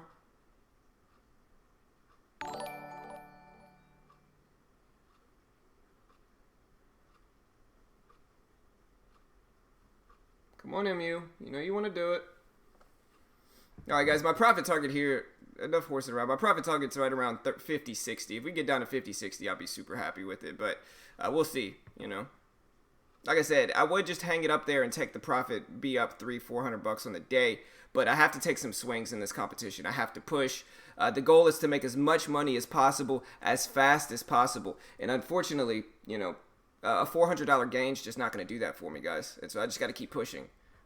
For Snap, I'm going to go ahead and get out of Snap and see if I can add a little bit more here. I'm going to go ahead and get out of that 500 there for Snap. Done with that one. With MU, see if I can add a little bit more up here at these highs.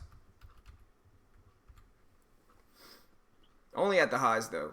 We'll see if we can actually get up there or not.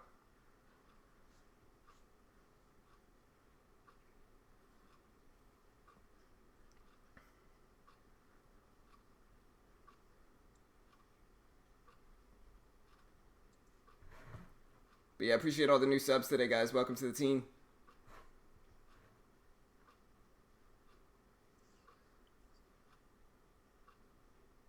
All right, come on, MU. You know you want to break down under here. You know you want to do it.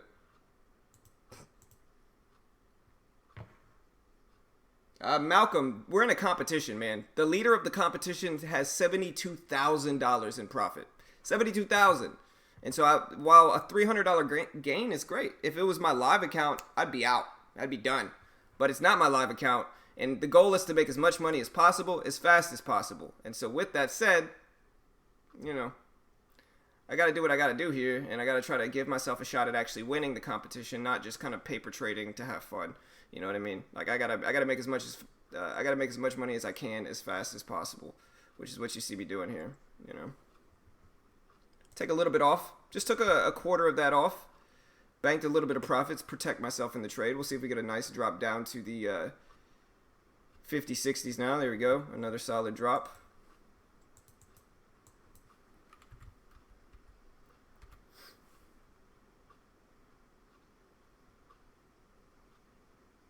Gonna take a little bit more off there. Banked about 300 in profit, and I don't mind adding back to this one if it bounces up to 85.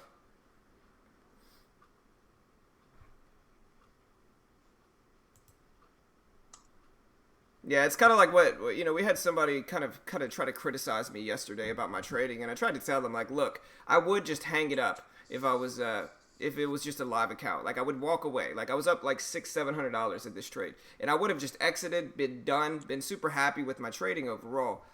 But this is a competition, guys. This is a competition. The goal of this competition is to make as much money as fast as possible. And so with that, you know, $600 ain't gonna cut it. We got to make some swings. We got to take some pushes today. We got to keep pushing and try to give ourselves a shot at actually winning this thing. Like that's the goal. That's what I'm doing here.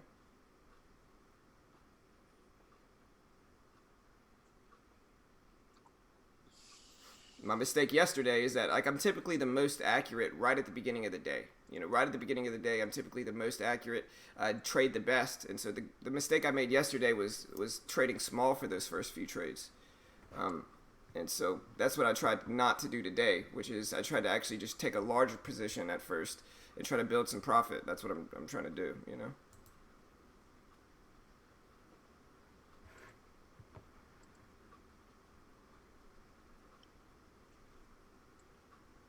Yeah, 100%, Marshall. They absolutely do, man. People take the transparency for granted for sure.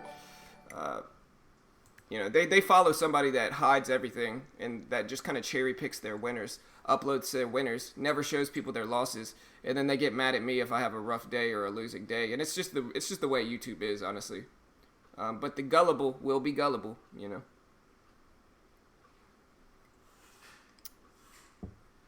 Hey, appreciate the new subs today, guys.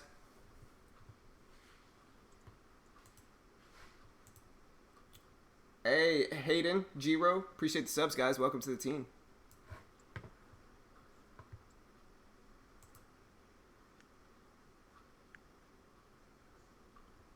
I might short into this, too. I think it's going to drop right here.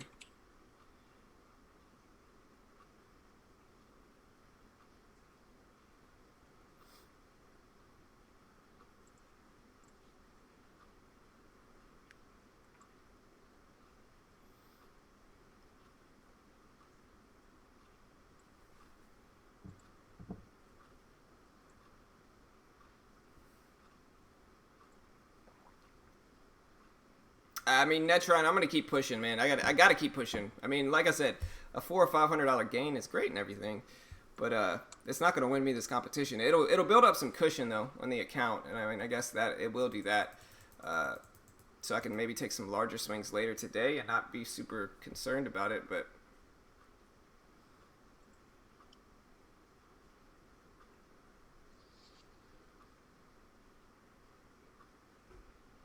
man, it's raining pretty hard here in Texas too, guys. Pretty hard.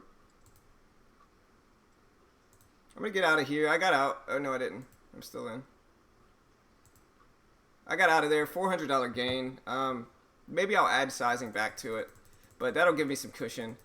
Maybe got a little scared out of it. But I'm looking at Snap, which is right back to the VWAP here. Gonna look at some other stuff.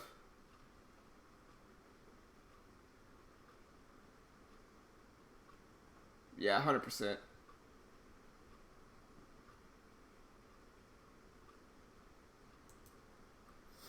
100%. Best thing to do is just ignore the chat. We'll see if we get a bounce back up there in MU. SQ's kind of getting closer there in X, US Steel. Looked like a good fade until it dropped just now. Now it's unfortunate that just not the right move for me. But yeah, today, guys, I got to take some swings. And so you're going to see me trade with huge size and probably kind of crazy today. So just a warning. Yeah, I'm going to be trading pretty big with large size and kind of crazy. So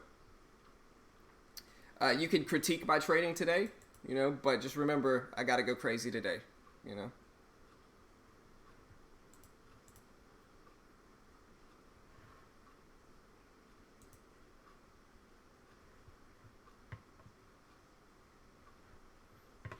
Kind of looking at SQ.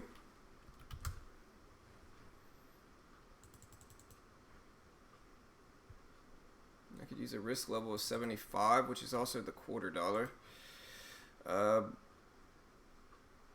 get in at 60, 75, 15-cent risk, and then from 60 down to 30-cent reward, 15-cent risk, 2-to-1 trade. It just depends on whether I can get 60, and if it does get to 60, it might actually break this high and squeeze up like that for SQ, but that's what I'm looking at right now with the 15-cent risk of 75. I might let it actually test 75 a little bit, though. Yeah, I mean, we'll see. Maybe miss my entry there, but...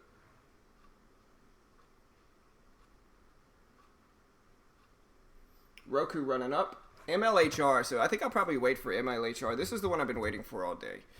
This is the one I really like. But at the same time, though, it has dropped a ton since the bell rang. Man, my knee's giving me problems. But yeah, MLHR is the one I really like. And that's the one I'll take really big sizing on if... Right. Yeah, for sure. And like I said, we get a lot of people that complain or that say... I had some guy yesterday that was like... sloppy trading. And it's like, of course it's sloppy trading, man. I have to make as much money as possible, as fast as possible in a demo account. You think I'm going to be trading super, you think I'm just going to nickel and dime it, man? I'm going to have to go crazy. The leader of the competition literally has $75,000 in profits. And so if I want to compete with that,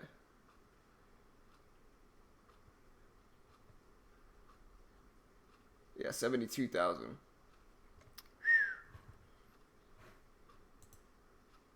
But so far so good. I mean, 2 trades, 2 green,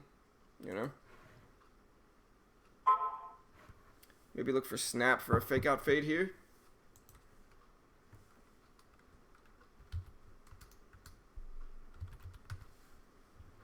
But again, I mean, if this was my live account, guys, I would just be done. I'd be like, all right, $400, that's a good day. But, it's not. Yeah, so fake out fade maybe for snap, and I could just risk it off of this high, or even the $half up here at 1650 looks a little bit better actually. But I needed to come back down to this 35 range and then bounce back up to the VWAP here in order for me to actually have a solid shot at that. We also have SQ up here.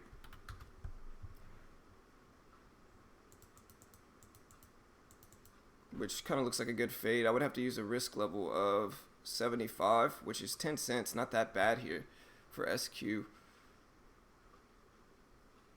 But I think I'm going to just wait and take my swing with the trade I really, really like. And SQ is not one of those. So overall SPY is sideways again, but at least it's maintaining above the VWAP in my chart. So it's maintaining above the VWAP, bouncing off of it and using it as support here for the overall market. So that's good. Hopefully the market just picks a direction and stays, because what I don't want is just a super choppy market like we had the last few days.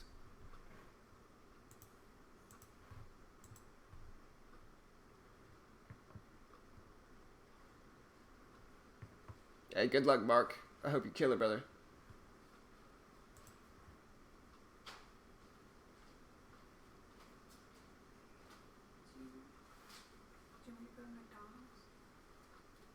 You trying to go to McDonald's and that?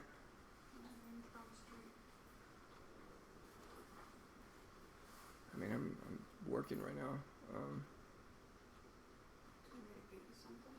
Yeah, I guess. Give me a hotcakes and sausage and just put it in the fridge. Thank you.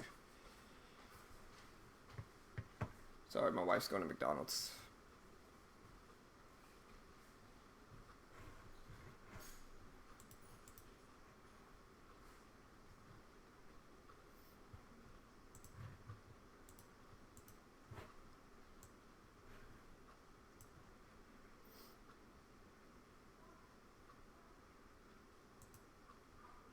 All right, if we get MU up there, I might consider that too. But yeah, I'm just waiting for MLHR. Like I said, if MLHR can start to get anywhere close to this VWAP level at 47.30, I'll take it. So, but really, if it can get up to here, I'll take it. Maybe ideally up there, but if it can get around there, I'll take it. But it's got to get up there. Snap squeezed up. Glad I didn't take it. SQ squeezed up. Glad I didn't take it. It's kind of one of those things where I'm waiting for those A+ setups. If I'm gonna take huge size, I kind of have to.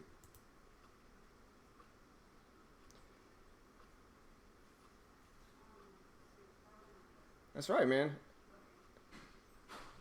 No, that's not. No, what I meant to say, it's not how she looks. I'm not talking about how my wife looks. I'm talking about how it's raining outside, like it's storming outside. I said, "Are you going to McDonald's with the weather looking like that?" Is what I said. Yeah. Starbucks. You going to Starbucks? The kids want Starbucks. Okay, I'll take Starbucks. Get me one of those sausage. Or no, get me a bacon, egg, and cheese croissant. Okay. And then get me some of those egg bites and cake pop. Come on. Alright. Do you want coffee or anything? No. Thank you. Yeah, let me put it in front. You said the bacon croissant. Yeah, bacon, egg, and cheese croissant. Alright, but yeah, baby, I gotta work. But no, yeah, guys, I was telling her the weather's it's like storming right now. So that's why I said you're going outside with the weather like that, not you're going outside looking like that. Because she's just going through the drive-thru. Love you. Alright, love you. Thank you.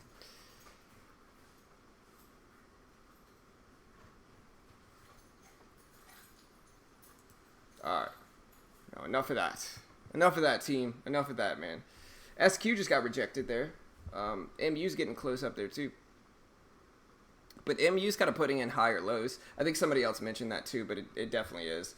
And so I'm just going to wait for MLHR. I really don't mind it here, but we need to move, you know, up to 47.15 at least for MLHR.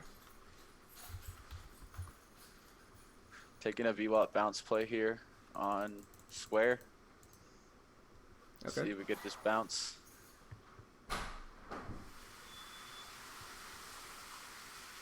Want an immediate move here.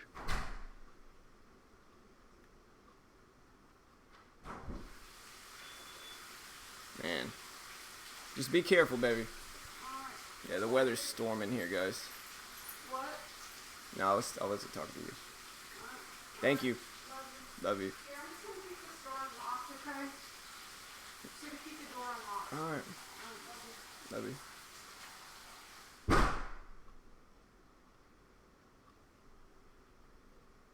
you. Alright, well, as time progresses in this trade on MLHR, I'm just going to take 500 shares right now. There's the drop, man. As soon as I'm like, I'm going to take 500 shares, it drops 10, 15 cents. 30 cents. I was getting ready for it. It looked solid. That's my fault. Look at this drop. Right when I was like, yeah, I'm going to just take 500 shares. Short.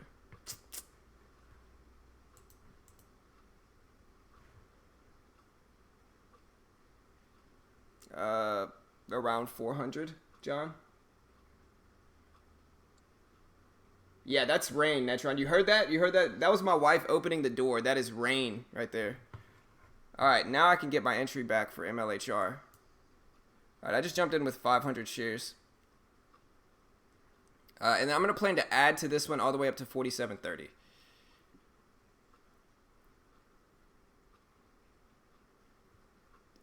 But yeah, you heard that when they opened the door, Netron. That was rain, man. That was rain, brother. It's storming like terribly here. Like the weather's terrible. I think they have a tropical storm in the Gulf right now. I just shorted. Who? Mark Jones. I just shorted MLHR. Do I have plans for more tutorial videos? Of course, man. I'm always doing those things.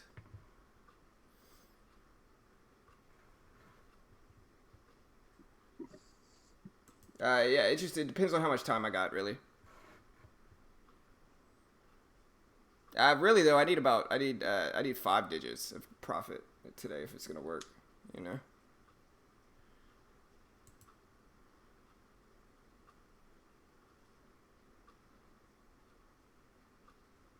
But yeah, guys, like I said, I'm in a competition right now, and if you weren't able to be in this competition, you can still check out TradeNet packages, and they're super cheap. If you go through my link, you can get the intro package for $350, which is just ridiculously cheap. It comes with 14,000 in buying power with their funded account program. There's no PDT rules, so you can day trade as much as you want. It also has a trading course, demo account to trade with, access to their chat room, plus a lot of cool stuff. See a flash flood warning on my phone. Plus a lot of cool stuff. And so if you want to use the same platform and broker that Mitch and I use, there's no PDT rule. You can day trade as much as you want. And I think it just makes sense. It's a good risk reward. Operates like a prop firm, so to speak. And so there's the link if you want to check them out. The spread is just looking at the bid and the ask to see what the difference is. Now I'm going to go ahead and take a little bit off here at the $50 and then just plan on adding it back for MLHR. There's the drop that I wanted, and this is one of the reasons I wanted to take shares a little bit early. But unfortunately, I just never really... I'm going to get out here, and then I'm just going to plan to add to this one if it bounces up here. So up $500 on the day. Not bad. Just going to keep pushing, though. Like I said, if this was a live account, you know, I actually haven't had a losing trade today. But if this was a live account, I would hang it up and say, okay, you know, done for the day, you know, $500. But since it's a competition, I kind of have to keep pushing.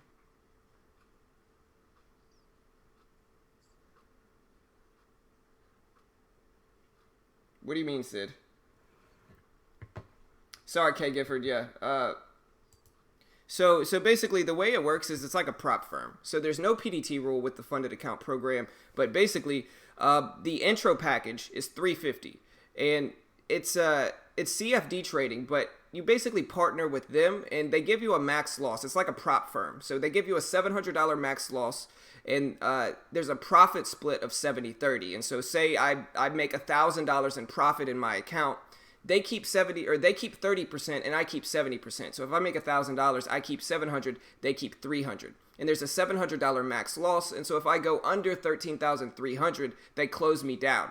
But the commissions are pretty cheap with small size. You know, you can trade with small size. If I buy less than 400 shares or 300 shares, my commission is like $5 for a round trip. And so you can day trade with no PDT rule for $350 basically, and it operates like a prop firm. But it also comes with a day trading course, a demo account to trade with for a few weeks to get used to their platform, and a trading course. And so you get access to their chat room, a trading course, the demo account to trade with and get used to their platform, and access to the funded account program. And so it just makes sense if you want, it just makes sense if you think about it. The risk reward's solid. Your max loss is 700, but you're paying $350. You're paying $350 for it. And so it just makes sense, I think. But yeah, I have a full review of them. Oh man, Brendan, that's rough, bro.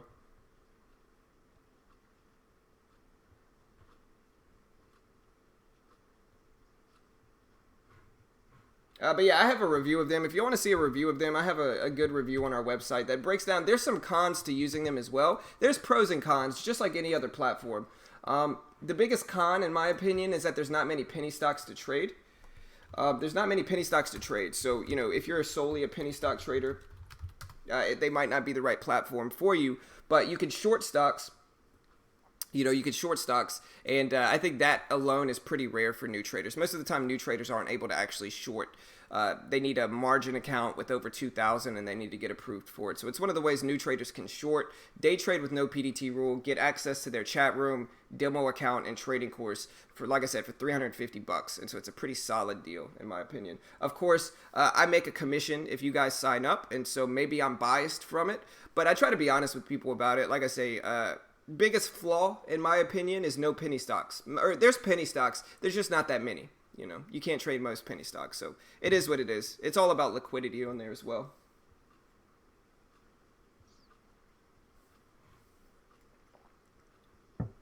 You pay $15 per month for the platform, Seth. $15 per month.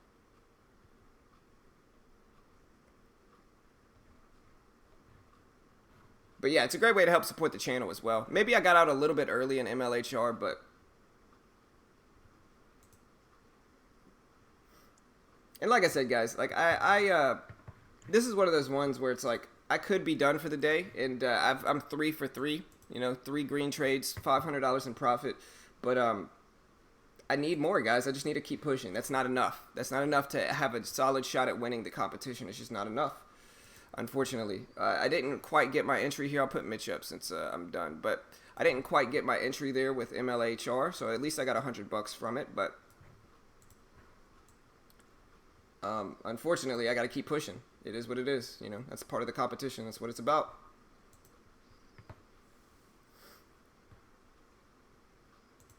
There you go. All right, guys. If this breaks the high here, we'll be adding. Hey, it's looking good for you, bro. It's going to create a high here. I expect it.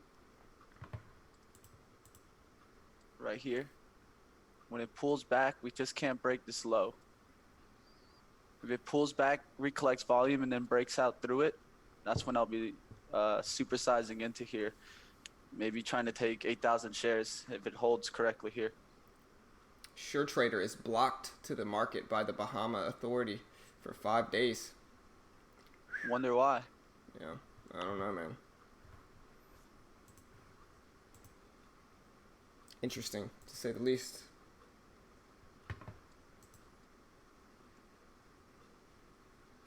All right, well, we'll see if we get a bounce up there for MLHR. I'm still not opposed to taking another short on it. I mean, even though it's kind of putting in a higher low, I'm still looking at MU and MLHR here. MU I like a little bit less because it's going to be following the market to a certain extent. But We'll see. It also kind of looks like a ascending triangle on MU. Maybe a flag actually, since it has a little bit of a pole there. But the market's pushing up, breaking highs.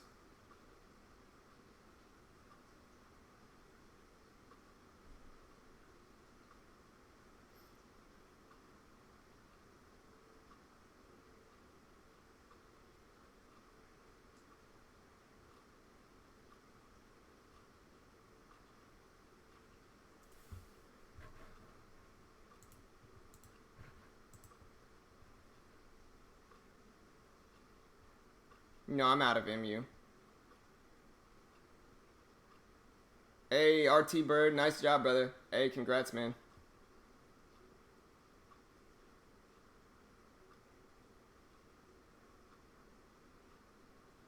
Hey, nice Eagles. The competition ends next Tuesday.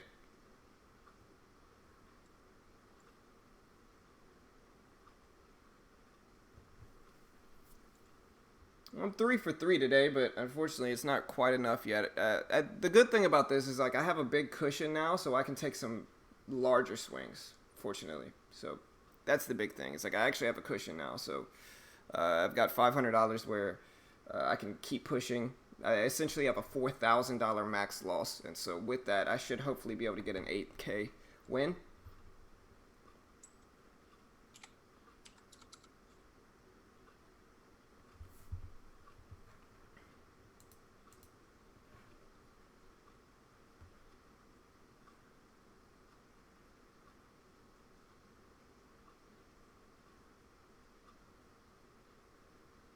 I don't know. It's best to reach out to them, Sid, to check with that. As for applying for it, I think most people are approved, but it's best to reach out to them and ask them. I know for some people they make them trade on a demo account for like a week or two before they give them the funded account. But again, it's best to reach out to them and ask them. When I signed up, they didn't make me do it, but yeah, I think everybody's different, and it's on a case-by-case basis, probably. Hey, nice, Gary. Congrats, brother. Hey, nice work. Nice job, brother. Yeah, the biggest issue with me in this competition is sizing. You know, like sizing. I'll put it this way. If you look at back on the streams, almost every first trade I get into is successful. You know, because that's typically what I do is like I trade 1 or 2 trades during the day and then I'm done, right? And so you see, like my first 3 trades were successful today, but it was just too small of sizing for all of them except for MU. And then, you know, so it's kind of like, yeah, well, if I was to use such bigger sizing in my first few trades, I would be fine. But I trade too small at first, and so it's a process of getting used to the huge sizing that I have to take for the competition.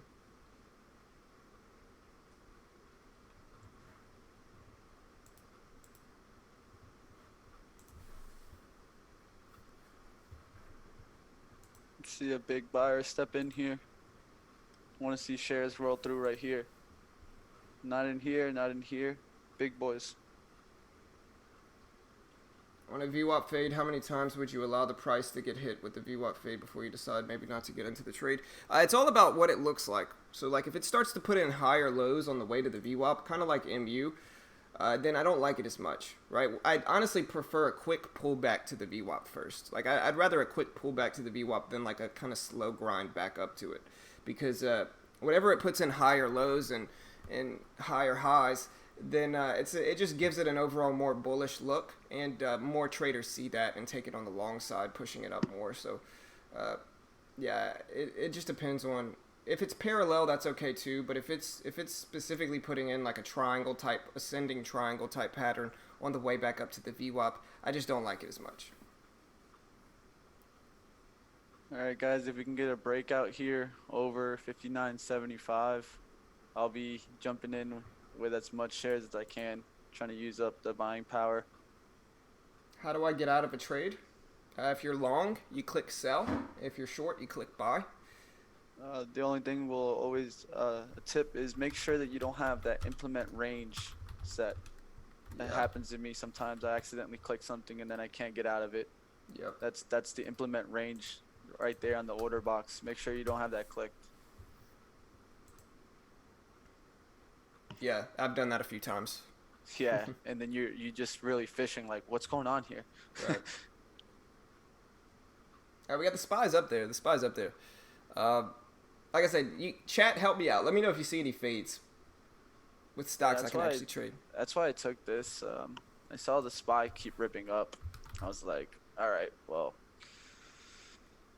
I know Square when it has a tendency of holding and then breaking out, it breaks out in a really good direction. So putting myself in the trade, I think I can at least have the volatility needed.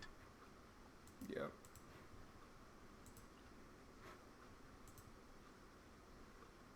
Turned away from me right there a little bit. Got to hold to these 56s. Don't want anything closing at 55.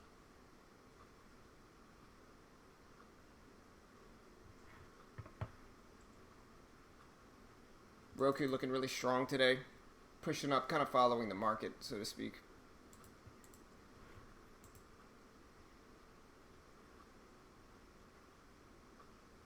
Yeah, I don't think AIM is tradable, unfortunately. But yeah, what Young said is true. I'm trading it too much like a live account. And it's just a habit, which I think it's honestly a good habit to be in, right? Where it's like, this is how I trade a live account. You know, I get in and out quick. You know, I take my profit and I bail, you know. And like I said, if this was a regular account, I'd be done. I'd say, okay, I'm done. Like yesterday, I was up 500 too, but I had to keep pushing, and I ended up down 1,000 after I kept pushing. So it is what it is. But, you know, I got to take my swings, and today's the day I got to do it. So, because if I don't take a swing today, I'm going to be well behind everybody else. I'm ahead 1,300 on Roku, and I can't get out. What do you mean? Make sure you don't have you might have a limit order set. So go to your trade manager and go to orders, and then hit X under orders to cancel any pending orders, and then get out with the market order if you're really stuck in Roku. If you're on TEFs specifically, only if you're on TEFs. But that's what I would do.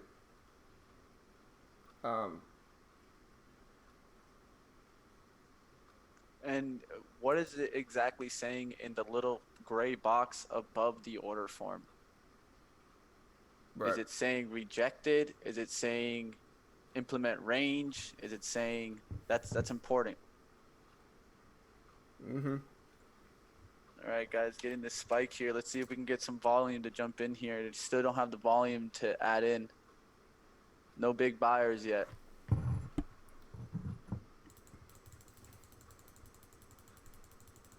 All right, MLHR is climbing back. If we can get up to 47, maybe we'll get a rip up to 80s. There we go. There's a rip up to 80s. Still need more, though.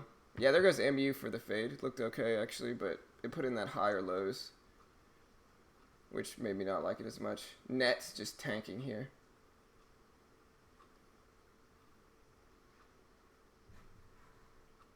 All right, guys, this is where we need to get some volumes for the breakout.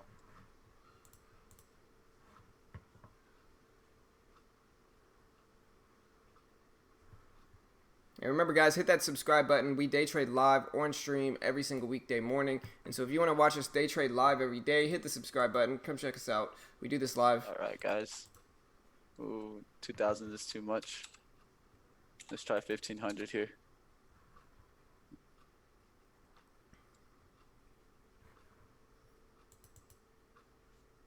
I'm looking at US Steel here, and it kind of looks like a fake out fade. I might short into that one, but we'll see.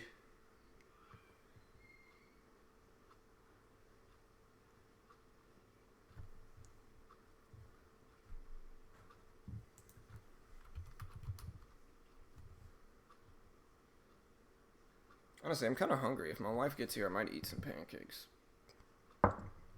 Looks good, bro. All right, looks like I got all the buying power I can get. Hey. So I'm just going to stick with the position. I tried to add there, guys. That was the ad spot right there at 71, 72. And then I would be sitting at 65 instead of 62. Look at CGC. Look at CGC. Let's see if we can get this one start running here, guys. This can start running. I can get that big gain that we're looking for. I'm definitely not going to try to cut this one short like I did on the HD trade. Just got to let it run. If it runs, it runs, and it gives me that big gain that we're looking for. If not, just let it come back to break even. Stop me out. I think this one could make a run to 60, and at 60 is where I would look for my first sale as it approaches 60.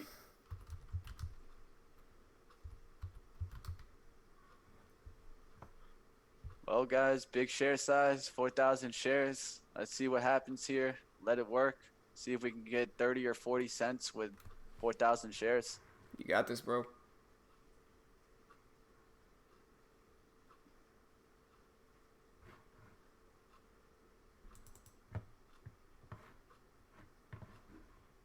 Thing we want to see pull back here is to 71s and 70. If we can recollect volume there, we should be able to break through this 83 mark. Yes. Yeah, if it's not tradable in the competition, it's probably not tradable with a live account either. Or with a live account on TEFs, at least.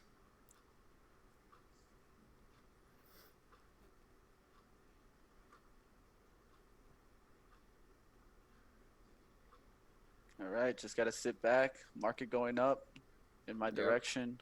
So let's see if Square's been hit often lately. So let's see if we can get some lift, turn into a green on the daily chart. If it turns into a green on the daily chart, I think we'll be looking really good here. Yeah, it looks solid, man. Just got to give it a shot here now. MU ended up following through with my reward target. Unfortunately, there it goes. What I like here, guys, is that I started this trade with 2,000 shares, then added at 61 and 62s. So I was sitting at 59 62s now. Great ads here. That's what we look for. Let's see if we can get into the 90s here on this spike. If we can get into the 90s, I'll look to sell only 1,000 shares as I'm looking for that big gain. I just want to take at least some profit off, take some of the pressure in my mind off me. I might look to short US Steel here for a fake out fade with a pretty tight risk of 91. So my risk is like 5 cents.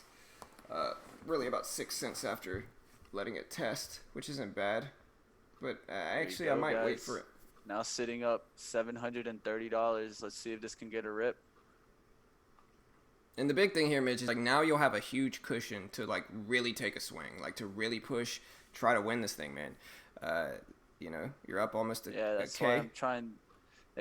This is why I'm trying to take a little profit as this breaks out here, because just to at least take the pressure off. Because, I mean, no one wants to see. I mean, I'm sure traders have already gone through this in the competition. Been up this amount, been up near $1,000, and then the trade just go completely against you. Right, just tanks. So, yeah, so what I want to do is at least try to get an area to where I think, yeah, I got the right risk to reward, and I take a little profit, take the pressure off, and then you guys are going to see me put a stop on this trade, which I normally don't do, but I'm just going to put a stop and stop even looking at it. At least I'll keep the trade up, but I'm going to look at other trades and try to trade other trades and not be emotional in the trade. Try to control the emotions, because I don't trade with 4,000 shares, guys. So definitely the emotions are here. This is what the competition is really about, guys. Is feeling those emotions. I know everybody's feeling them. Yep. That's part of it, man. Yep. And then here, it's about being patient. Everyone would probably run towards this $810. Glad I didn't take US Steel, man, because that one just ripped up. That should be good for you. The market's breaking highs here, so you should be okay. I see HD spiking up there. Maybe that one might be one to take a look at. That one did, when it fell pretty hard. I don't know if you want to take a look at that one, but yeah, I see the overall market. Bigger stocks moving up. Which one? HD, Home Depot. The one that I sold a little short. Yeah, I got in on it when it was at 231.06. Just so you kind of know my area where I got in at.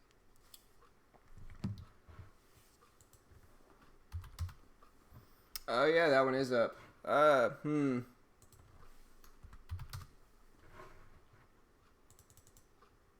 right, guys. So this is the difference between using the limit and the market orders, guys. Right now, since it's CFDs, yes. I really don't care about having my order out there for 1,000 shares to sell at 590.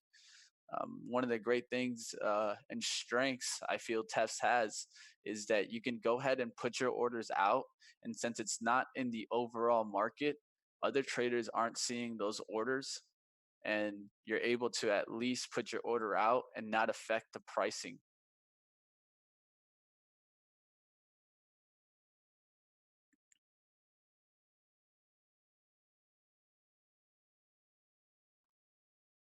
Gonna give this a shot, guys. All right, sorry, my See if we can get up there.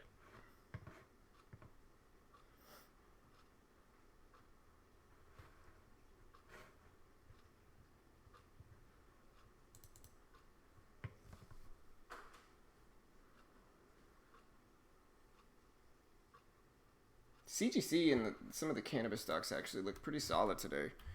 Yeah, they did. I was thinking about doing CGC, and the only thing holding me back on those is the daily charts. And that's why sometimes, as a day trader, the daily chart can actually affect your mentality. I always try to look at daily charts, but the cannabis stocks have been hit so much that it's hard for me to short a stock that's been hit so much. Yeah, for sure. A little part of the in the back of my mind always goes the squeeze is possible, but Oh, for I mean sure. the squeeze is possible on any stock. Right.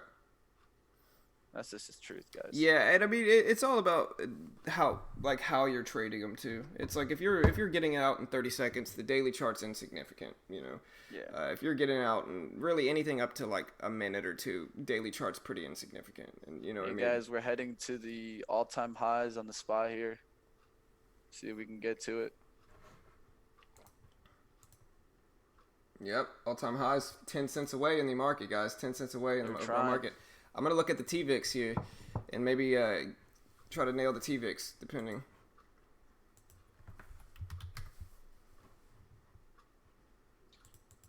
I got my square shot here. All right, You TVIX. gotta stay square to it. I'm gonna try to get in with 5,000 shares of the TVIX here. Who else got a pun on square for me? Don't be a square, bro. Trade square. There you go. All right, broke lifetime highs. We just broke lifetime highs. There you go, guys. Looking good. Just gonna stay with the trade, guys. Just gotta stay with the trade from here. Put myself in what we call the position. Set it up. That's all I can do.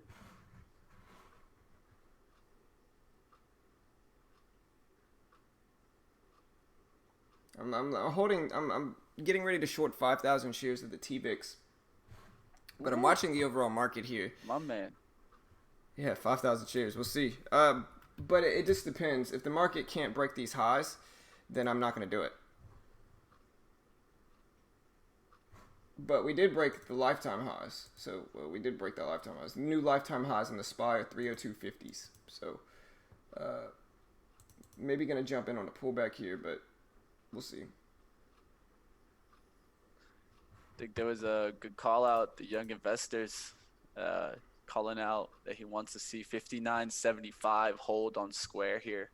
That's definitely the resistance. He's saying he wants to see it become support. Yep. Here comes square for a little pullback and see if it wicks here and then can swing back to 80s.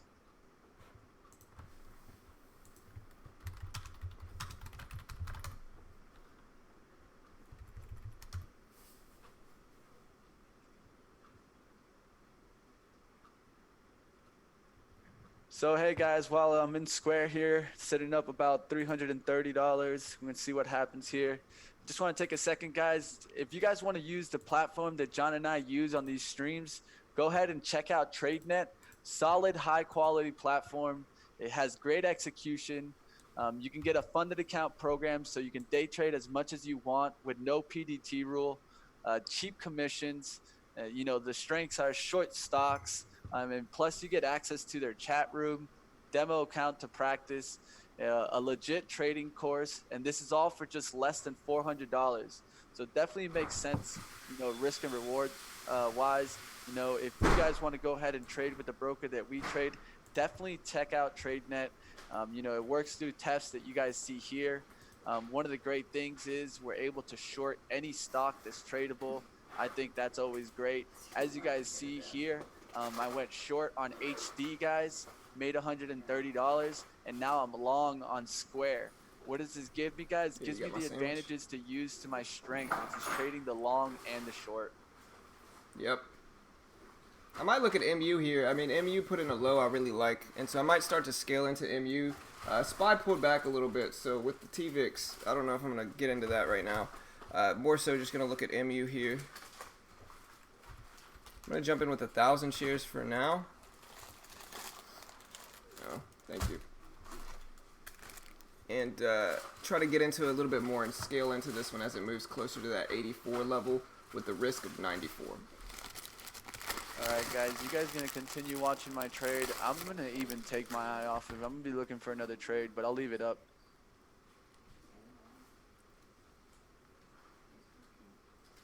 The one I'm looking at, the one that looks interesting to me is UWT. UWT maybe, oil stock.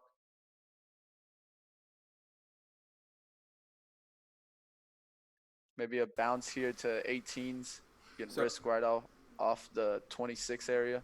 Sorry guys, I'm eating my croissant, so I'm going to mute myself for now. And I'll be back once I'm done. MU making its way back to VWAP. That will be after the third time, so be careful with that one. The one that seemed interesting to me that didn't move was Etsy. I thought Etsy was going to get a nice either breakout or breakdown, and just didn't do much. Keeping an eye on it as it's a bigger stock. Hey, But look at HD, man. I maybe should have taken it. Look at HD. HD worked. yeah, I tried to call that one out. The reason why was just how it held the low. If you see how it held 230, I felt that it's either was gonna rocket with the SPY, but the SPY kind of started holding up, and then it had a big drop. The drop was from 231.10 to 230.10, so a dollar drop. You got a 75% pullback up there to about 230.70. 73s was a high, I think, and then it came right back down. That was about a 20-cent risk for a potential move of 60 cents. What is that, guys? That's at 3-1. That's what we look for, guys. This is why we continue talking about risk management, because even after we're done with this competition, even after the winners are done, we got to get back to risk management, guys. So always keep working on that skill.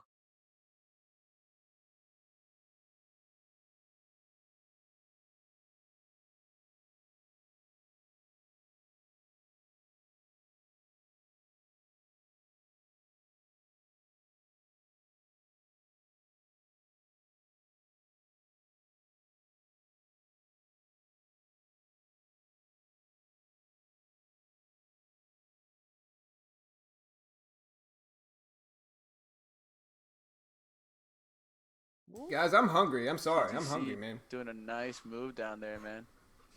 I'm hungry, guys. I'm sorry. I gotta eat in front of you. I'm about to eat my cake pop too, but I'm hungry, man. Honestly, what I'm noticing though, I'm Eat frustrated. up, man. Take a little break. Come back, nail it. MU followed through. MLHR followed through. If I would have just held on, it would be $2,000-$3,000 a day. Unfortunate, but it is what it is. At least I got a cushion now, and I'm still fine. We still got a lot of room. We're gonna keep pushing. It's time to learn. I'm gonna go back to eating my sandwich. Definitely learning here.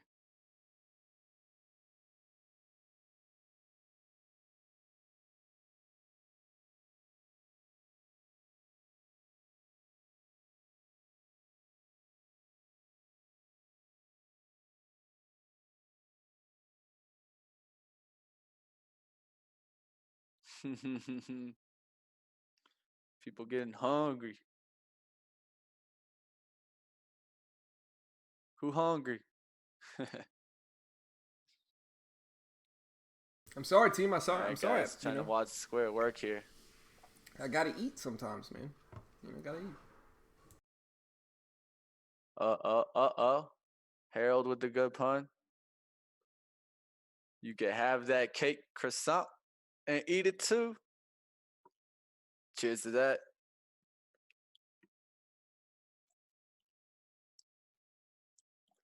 All right, guys. Still in this square. Still got order out there to sell at 59.90s. Just gonna hang tight. I'm not gonna rush towards the profit, guys. I'm either gonna give this a shot to get up there and really get me into the leaderboard, or it's gonna come back down and I'll stop out of it. I'm more than okay with that. It's competition. Let's have some fun. Let this swing.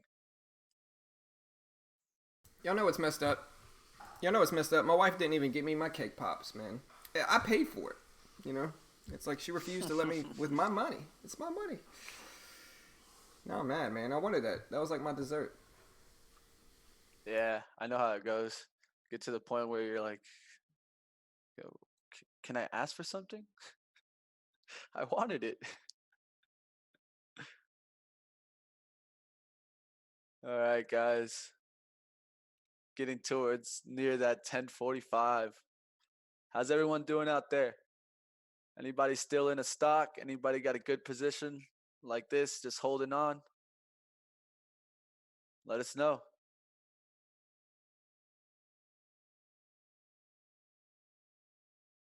Snap, man. That one, that one. I know why you don't like her. She's shady, bro. She's shady, man. Snap shady. She don't make 100%. sense. Nah, man. She never fades, is what it is. Like, she never picks a trend. Like, that's the issue with Snap. Is that she It's never. like one side completely, then one Right. side back up completely. Right. It's manic depressive. You know, it's just up and down and up and down and up and down. It never picks a direction. So, with that, you can't really VWAP fade it. You can't fade it. You can't really bounce it because it just fakes you out every time. That's why I don't like Snap. I actually made $100 on Snap today. But that's like a very rare occurrence, you know. Like I made 85, not even 100, but rare.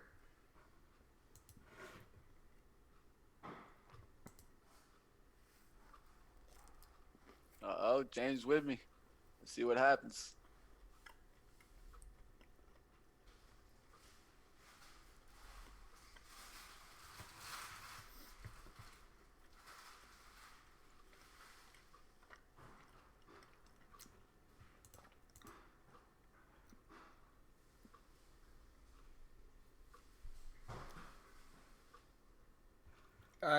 No, you don't get leverage. I mean, because you're paying 350 for it, so the 14K is the leverage. You know. Yeah, that is the margin right there. Right. That right there is essentially as big as margin as you can get. Right. Like I have a pro account. Like my regular live account is a pro account, right? I got 240K in buying power, but it cost me $9,000. And so that is my leverage. Like 240K is my leverage, which is what is that? Like 25 to 1 leverage, something crazy like that. Woo. Got to be patient in this one, guys. This one making that blood run. Hey man.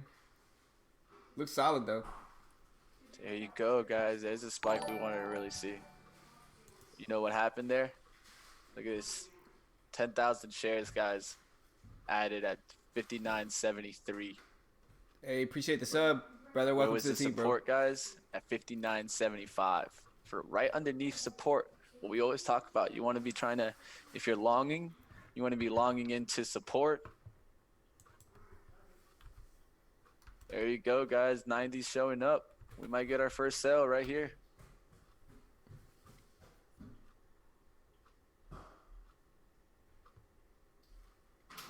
You got this, bro. You can do it, man. You got this. Looking solid. Just gonna Solid. hang tight, man. The emotions are definitely there, but just gonna hold on. I said 90s. Gonna stick to the plan, guys.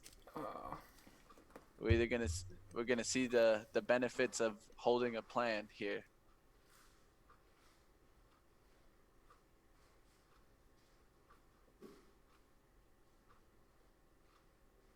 What I want to see is a SPY go to the all-time high here.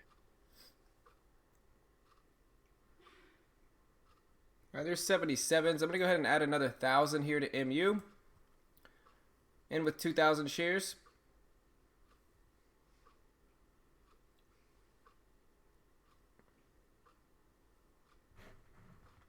Yeah, HD did fade nicely. I should have took it.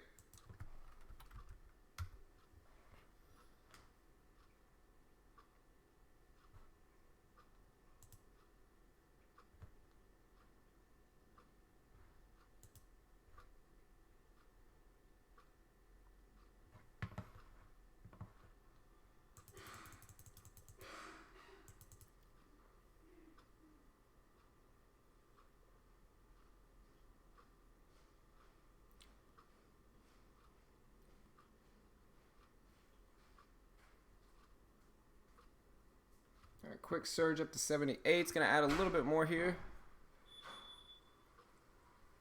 All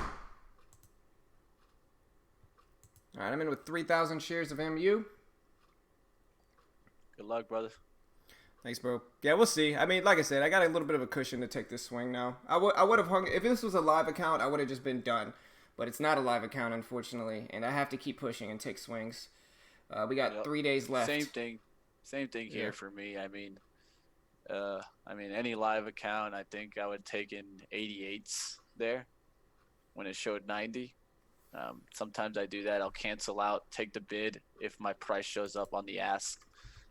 But gotta let it go, guys. All right. It's just a competition. It's fun. We have to push. We would hang it up, but we have to push if we want to win. And so it is what it is.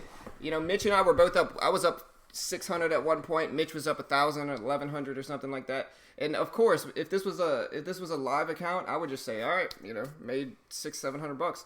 Like, let's finish it. But it's not. And we have to keep pushing. We have to give ourselves a shot. We only have 3 days left in this competition. The leader of this competition, who's on our team right now, has like $73,000 of profit. And so we have a lot of work we got to do. And so we just got to keep pushing. Yeah. Taking care of the team. That's right. Yeah, I started to help our overall team. So I started trading in 2016. Definitely supporting Adrian out there. Yeah, man, he's killing it, bro. He's doing well. I'm a little concerned that was a. Nah, he's on our team. He's got 72,000. Yeah, Adrian killing it, man. That's right.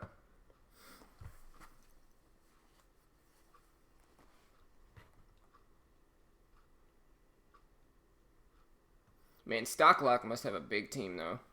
Honestly. Like, we're repping this top 50 list pretty hard, but Stocklock, they must have a huge team. I think they were the CGC, Hispanic team. Man. I guess CGC, I think it's tanking. I don't know if there's news out. Kron also got a big volume right there also. All right, there's 80s. There's the 80s, guys. Here come the 90s. Will we get our first sell? Over 1,000. All right, I'm going to see if I can add one more 1,000 share position to this one.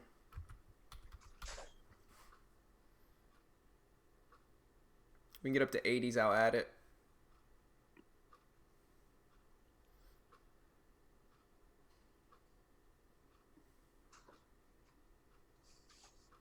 Yeah, CGC is getting hammered. It's just unfortunate because, like, MLHR actually followed through really, really nicely there, too. Like, MLHR followed through really nicely. I just got out too early.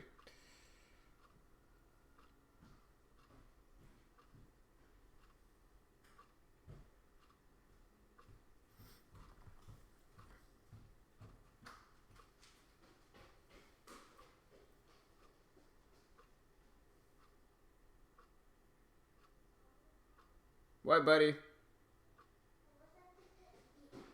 What, bud? I can't hear you, buddy. You gotta talk louder, bud. You're hungry? Alright, we'll find your mom. You ate your breakfast this morning, right? Yeah? Alright, we'll tell your mom you want a snack. There's some snacks in the snack drawer, buddy. Sorry, my son's talking to me. Yeah, grab some pretzels or something. There you go.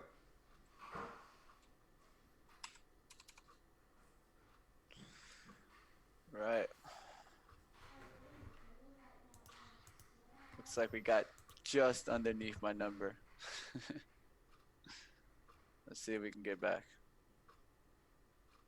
Mitch started trading actually a little bit before me. I mean, we're almost. I'm short. Mitch is long. My bad, guys.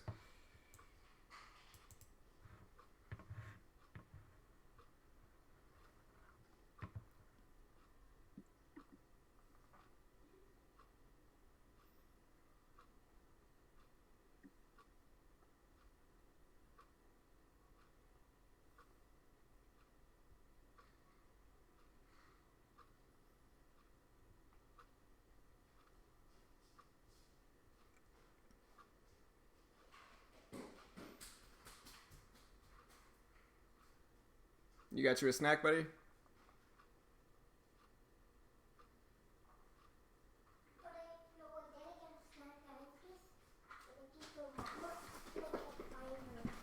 What?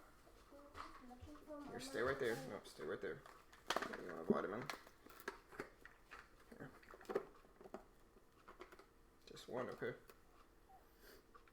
Here. Alright, that's it. No, just one. Here, will you go put this back, please? Thank you. My son's eating gummy vitamins, man. Where did we meet, John? Right Huh? Here. Yeah, man. We met. Mitch was Right here, actually, guys. Mitch was in the comment section. Here, I'm going to short a little bit more into MU and with the full 4,000 shares. Yeah, Mitch was actually a viewer at first, and then we just kind of started to become trading buddies, and eventually, you know, he owns a piece. So, you know, it is what it is, you know. That could be you. All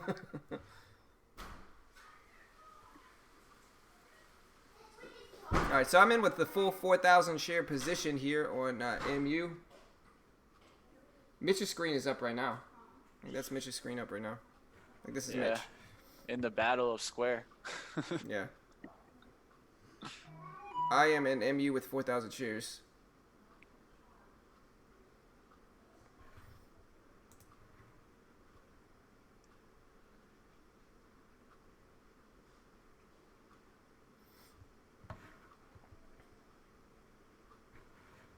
Looks like she's coming back on me, guys. That's just how it goes sometimes.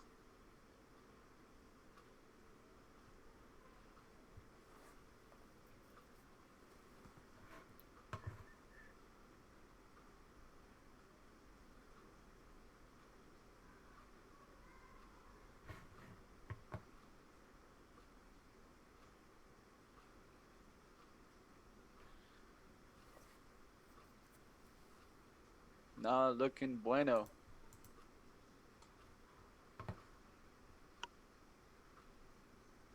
Yeah, Just man, there's gotta nothing hold the like a break vitamin even, with guys. sugar in it. You know what I mean? There's nothing like a good old Oof. sugar Guys, be vitamin. careful, guys. Something's going on, at least for me in Square. I don't know what's going on in other stocks, but huge dip here. Market's kind of pulling back a little bit. Yep. Took away the 59.90s there. Just gotta hang towards it now. It's the only thing I can do, guys. Hope that it stopped out everybody and that it squeezes here.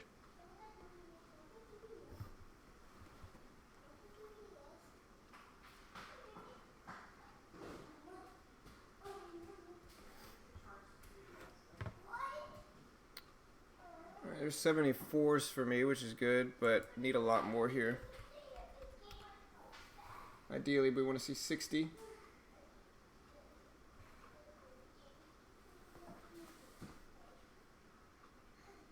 All right, just took a little bit of half off there, or took a little quarter position off, just to beg some more profits in this one. Like I said, that we want to see 60 at least. Really, we want to see at least 65.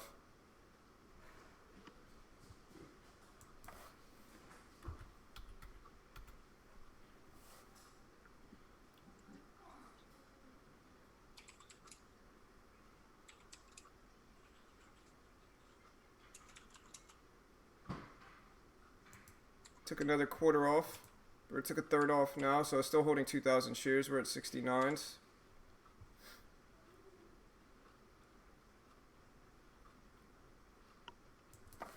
$67s.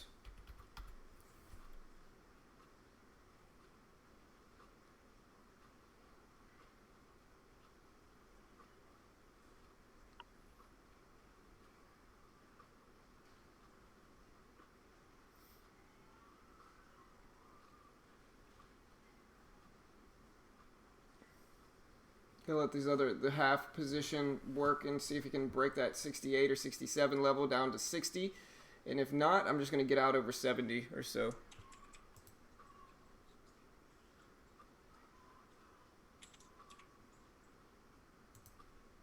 Alright, I got out of that one. Not a bad little trade there for MU. A few $100, up 725 on the day. So slowly edging my cushion up here.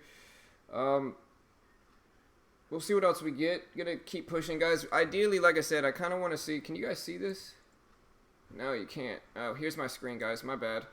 There's my screen. Up 725 on the day. I was trading MU for the fade here. I'm still waiting for MLHR.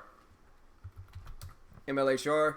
If it can get up to ideally like 46.80s, I'll take it. But we gotta get we actually gotta get up there or not. But the good thing is, like, I have a solid cushion on the day now, and so I can really take some big swings. I have over $4,000 for my daily max loss now, and so I can really just push, which is the goal.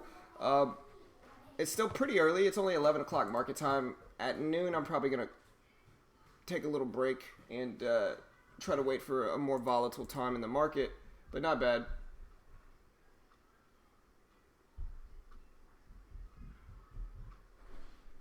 Yeah, my bad, guys.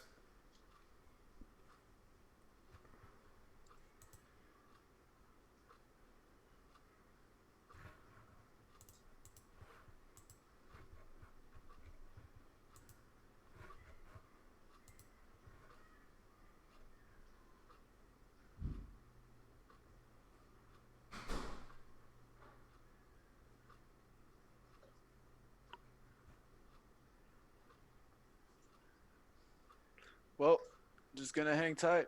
That's all you can do. Everybody's talking about my McDonald's. Took my swing. That's all you can do.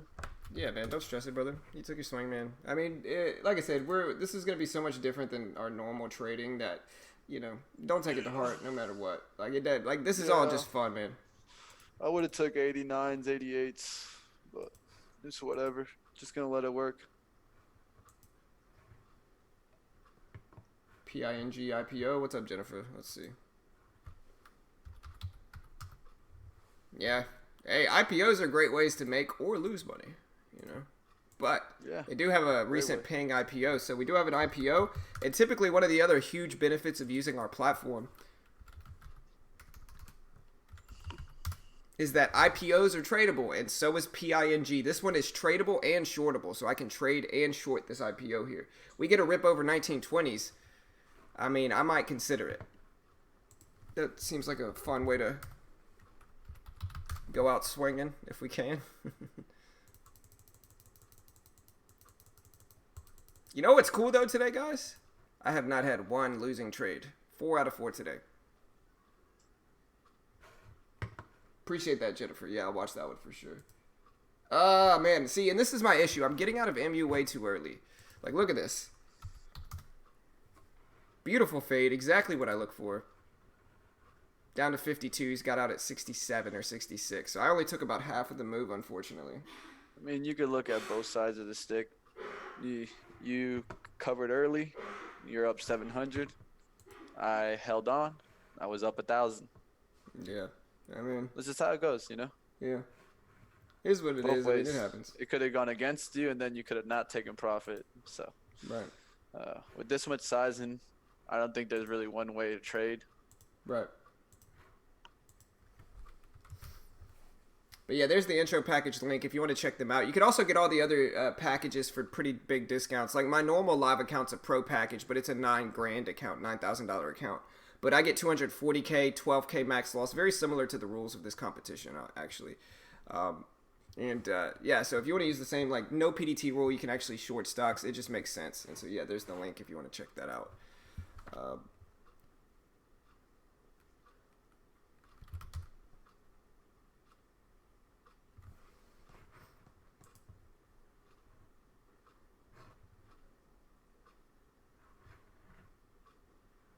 You still in yours, Mitch? I mean, there's no point in doing anything about it but just holding on.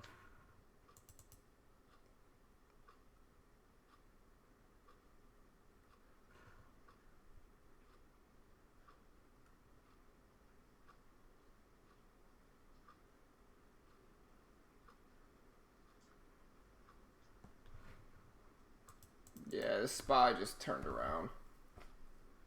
Nothing you can do there, I don't think. SPY just turned back around. It might bounce into VWAP here. This is what it is. I'm just going to hold. Like I talked about it earlier, guys. It's either going to give me the gain to put me on the leaderboard, or I'll stop out. Simple as that. No need to complicate it.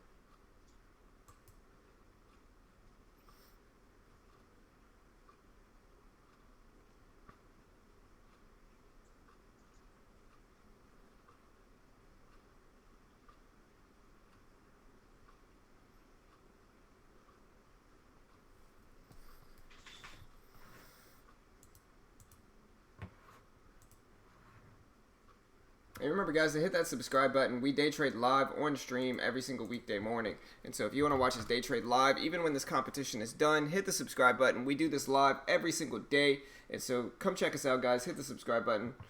Watch us win or lose every single day.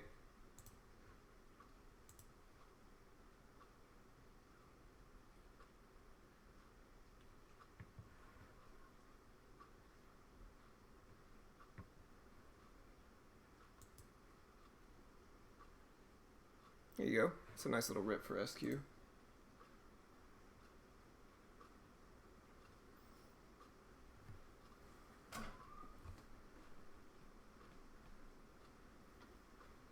All right, so my trade ideas for now are CGC if it could pull back to the VWAP, MLHR if it could pull back to the VWAP. If those two could pull back, I'll probably short into those. But that's essentially what I'm waiting for here. We'll see if we get that or not. I'm setting a stop in mind, guys. I'm going to go walk my dog right quick. Setting a stop down there. I'll be back.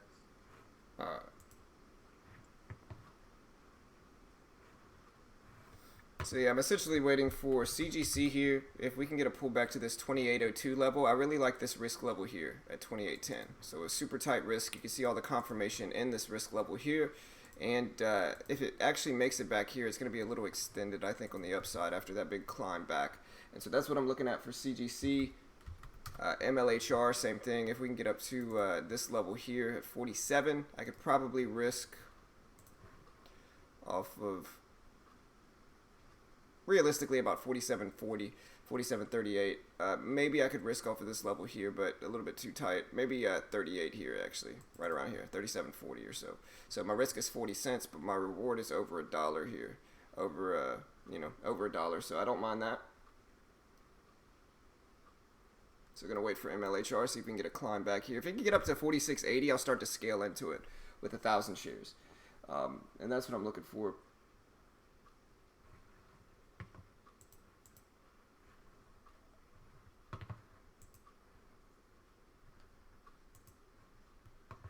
Remember to smash that like button as well, guys. Smash that like button. We day trade live on stream for free. You know, we get some haters, but in the end, people only dislike us because either one, they didn't actually create a cool community like we did, and number two, they dislike us probably because they're competitors and they're not as transparent as we are, and so they dislike anybody that puts that out there like we do. And so hit the subscribe button if you haven't. Click the like button to support us. We're just gonna wait for these setups here.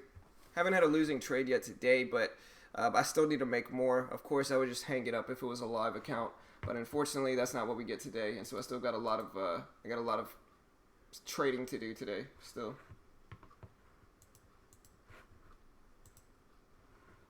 Yeah, I'm looking at ping. It's just sideways for now, though.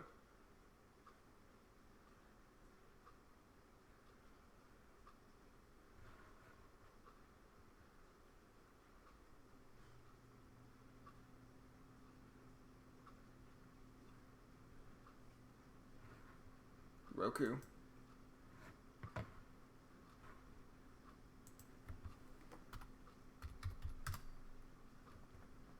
Yeah, I mean, Roku, it's maintaining an upward trend. The only way I would trade it, though, is if it pulled back to 130 or so, and then I could long get up to the high of the day up there, is all I would really want to do.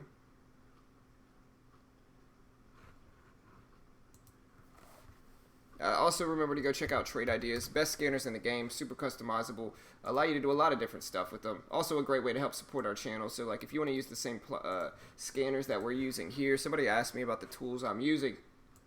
One of them is Trade Ideas, and best scanners in the game, easily the best scanners in the game by far. Make my morning much easier. And so if you want to check those out, I'll post that link there as well. You can use promo code BT15 and get 15% off of trade ideas too. So go check that out.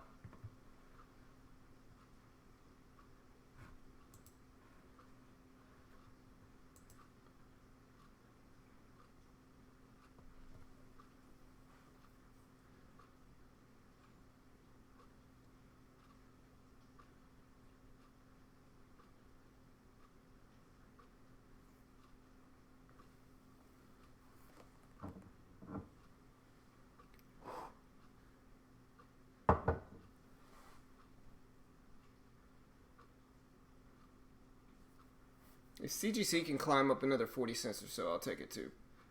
But just gotta be patient and wait for these few setups.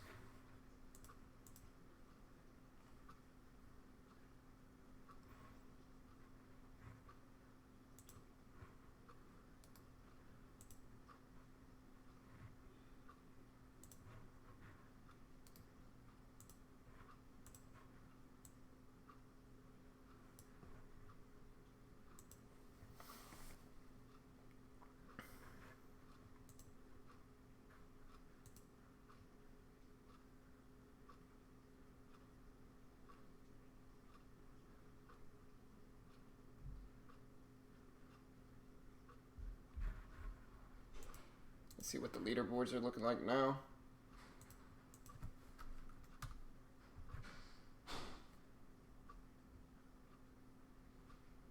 Alright, we still got Adrian.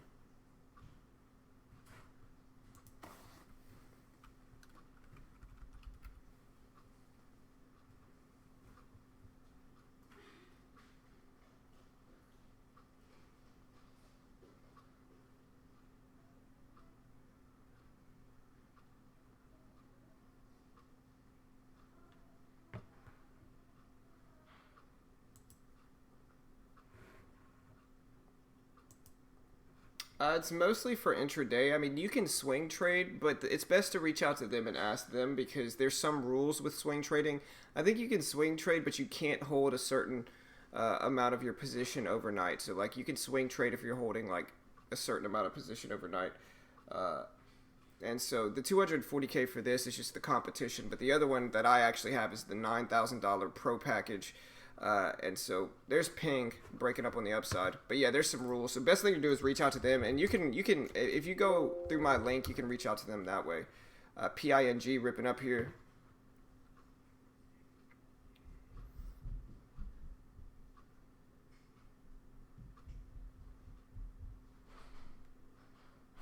What IPO is this? Like, what company is Ping?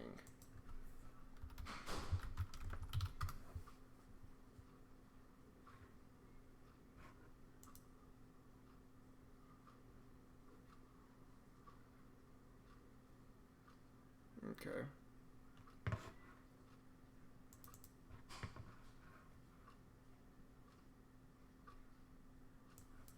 Have some fun with this. Maybe take 500 shares of this one.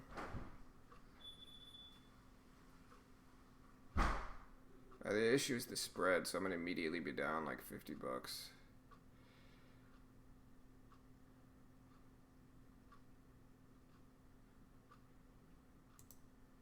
Alright. Oh man, I tried to get in with a limit down there. Unfortunately, I didn't get filled. Let's see if we get a little bit better spread here. Immediately down. I just got in with $500 of PING, which is an IPO here. We'll see what we get with it, but I don't typically trade IPOs, but it should be a fun little trade today.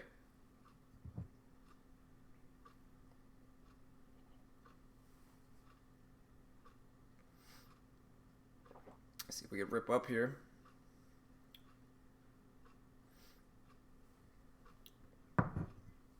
If the IPO goes crazy, should be beneficial for me.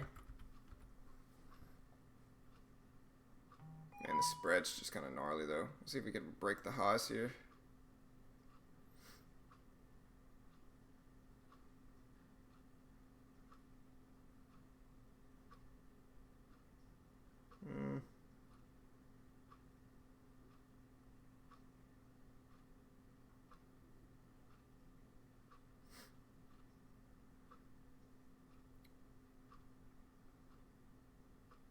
There we go. Breaking highs at least.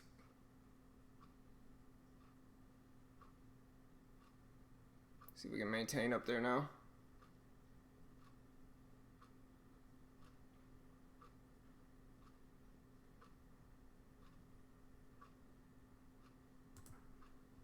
I got out half of there. I'm still holding this last little 250 shares. Unfortunately, I got caught in that down drift. I think I feel a little bit more comfortable holding less shares anyway, so I think I'll be all right regardless of what happens here.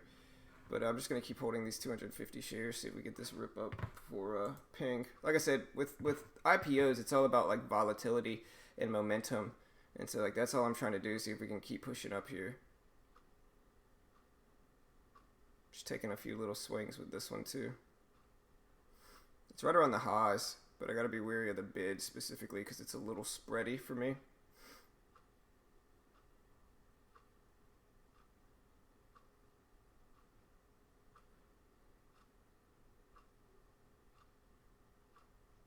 Just a little spready, unfortunately.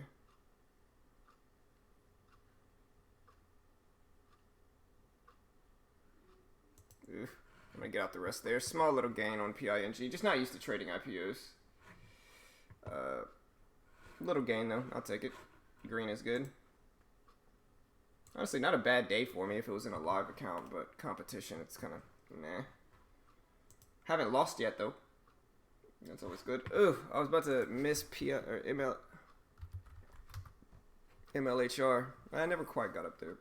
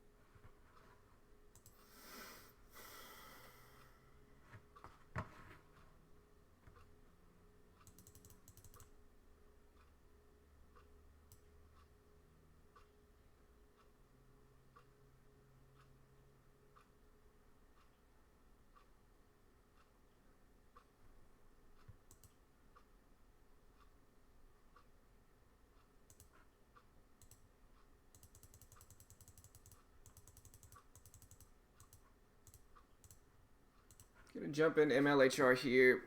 Not really loving my entry with 300 shares, but only 300 shares, so a minuscule position size overall. And that's just in case it keeps falling here. MU would have been a lovely trade. 50-cent gain at least for that one, but I just jumped out too early.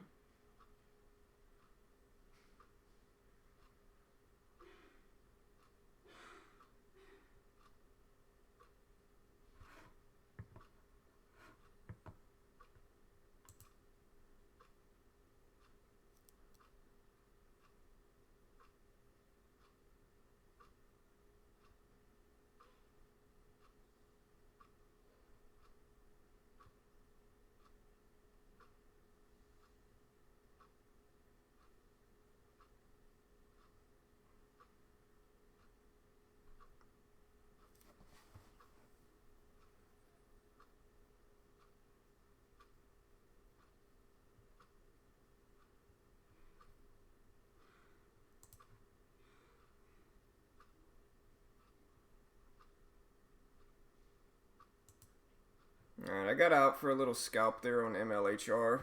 Not a bad little trade there, but man, I mean, I've been super accurate today. I haven't lost once out of like 6 or 7 trades, honestly. So yeah, it's been going fine, but unfortunately, I'm just still not close to being I'm competing with the top runners, unfortunately. So my tradings have been going fairly well, but just not big enough sizing. But there's another green trade up $800 on the day. Gonna keep pushing, see what we can find here. At the very least, I've got a nice cushion going into power hour.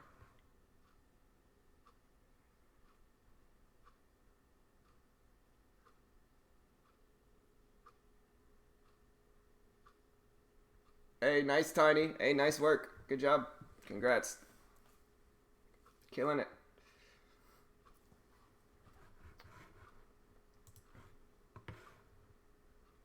There goes Ping. Maybe I should have held on to some, but... See you, Osama. Later, brother. I might look at MU, too. I might short back into MU now, if it bounces back up there. But it's getting a little bit closer to the end of the day, or the middle of the day, and I might trade power hour, but I'm not going to trade the middle of the day for sure. Maybe I'll trade MU again.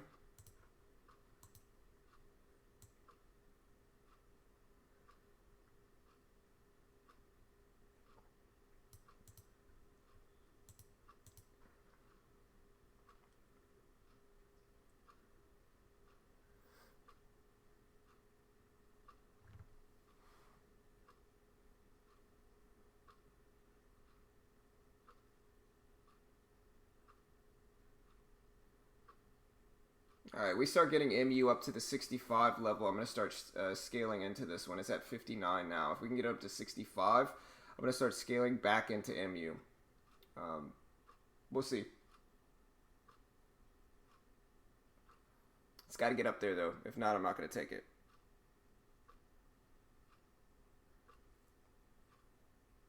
What, 58?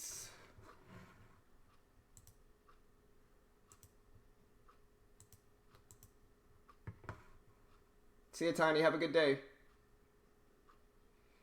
Hey, green is good, Tiny. You know, be proud of yourself. Green is good.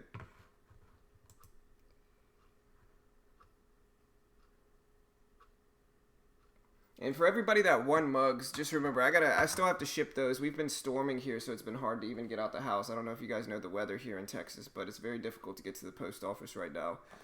So I have like a big load of mugs that I still have to ship out, but they should be shipped this week.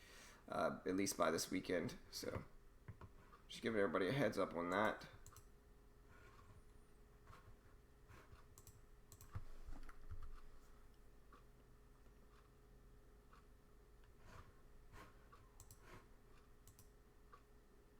Right, there's up to 60 for MU.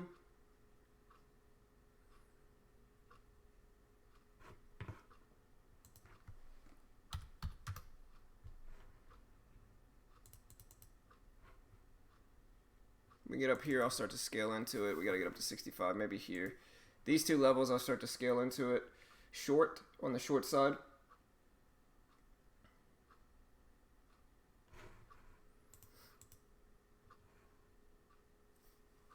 We usually typically do a giveaway. I don't want to give any more away now because I still have so many I have to ship out, unfortunately, that I don't want to get too packed locked with shipping them out.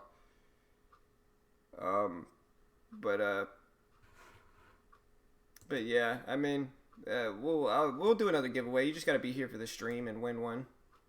You can always buy one too if you want me to post the link. I can. But yeah, no losing trades so far. I think I had 6 trades, 6 out of 6 today. No losing trades, all streamed live. But still not enough, guys, and so I still have to push. Again, you know, my first few trades are usually green, but I just got to keep pushing today because we only got 3 days left. And while $800 is great, it's still not close to enough to actually have a shot at winning. So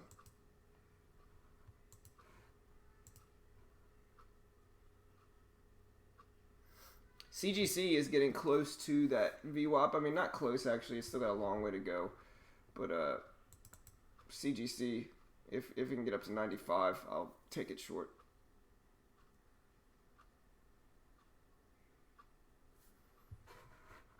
And we're starting to get with MLHR. We're starting to look a little bit better. We're at 59s now. A little spready though. But I like the resistance above this. If it can get up to 65, 70 or so, I'll take it with the risk of really around 99.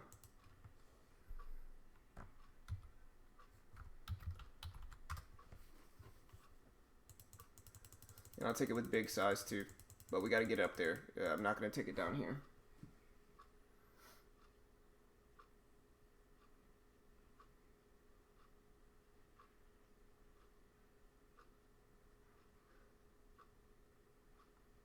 I don't know if I'm actually ever going to get it or not.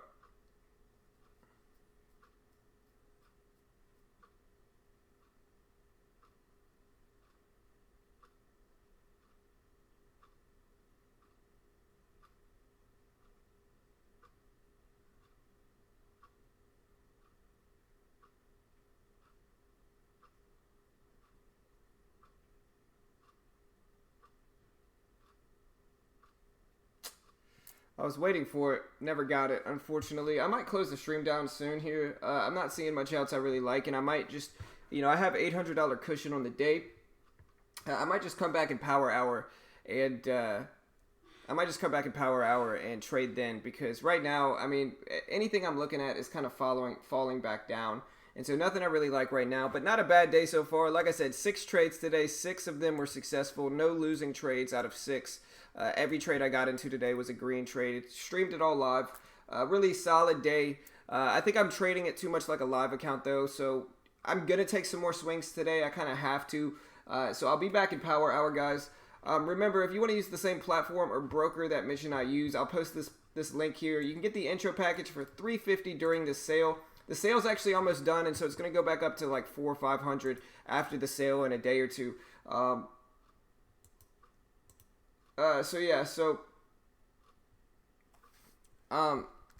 So here's the link. If you want to use the same platform as me and take advantage of the World Series of Day Trading sale, there's the link. There's no PDT rule with the funded account program. You can day trade as much as you want. Also a pretty solid trading course. There's no PDT rule, but you can actually short stocks. I could short PING if I wanted to, which is an IPO that debuted today. So I could short new IPOs on TAFs. There's a lot of huge benefits to using them. It's just a much cheaper method because it comes with a demo account for a few weeks, comes with their trading course, comes with access to their chat room, and then their base intro package has 14K in buying power for you to day trade with no PDT rule and actually be able to short stocks. And it's just a much cheaper way to day trade. A great way to help support our channel. I think most new traders are going to lose their account, and to be fair, I think most new traders are going to lose their TradeNet and TEFs account as well. But I think it's a much cheaper way to get started. Instead of depositing thousands into a conventional broker and losing that most likely, you could spend $350, day trade, learn to trade, and I think it just makes sense. And so if you want to check that out, I'll post that link here as well. Oh, sorry, I already posted it. Let me delete that. I don't want to double post it. So yeah, there's the link in the chat. You can also go check out Trade Ideas, best scanners in the game by far. There's the link in the chat for that. If you use promo code BT15 at checkout, you get 15% off of Trade Ideas. Legitimately the best day trading scanners in the game, super customizable and dynamic, and so go check out Trade Ideas as well. There's the link in the chat. Both of those are great ways to help support us, guys. We day trade live on stream for free every single weekday morning. And so if you appreciate this free content that we put out there on YouTube every single weekday, we show our account balance, we show all of our trades. And so if you appreciate that transparency, click the subscribe button right now. If you click the bell, it turns on notifications. We go live every single weekday morning at 8:15 market time. So we appreciate all the support, guys. A solid day for me, but again, I want to be happy, but it's just not even close to be able to compete in the competition with all the front runners right now. And so I'm going to have to come back during Power Hour and push. We'll see how that goes. Good luck for the rest of the day, guys. Click the like button right now if you want to help support us. And yeah, guys, I'll see you all a little bit later. Have a good day. We'll be back in Power Hour trying to make some swings. Have a good day, guys.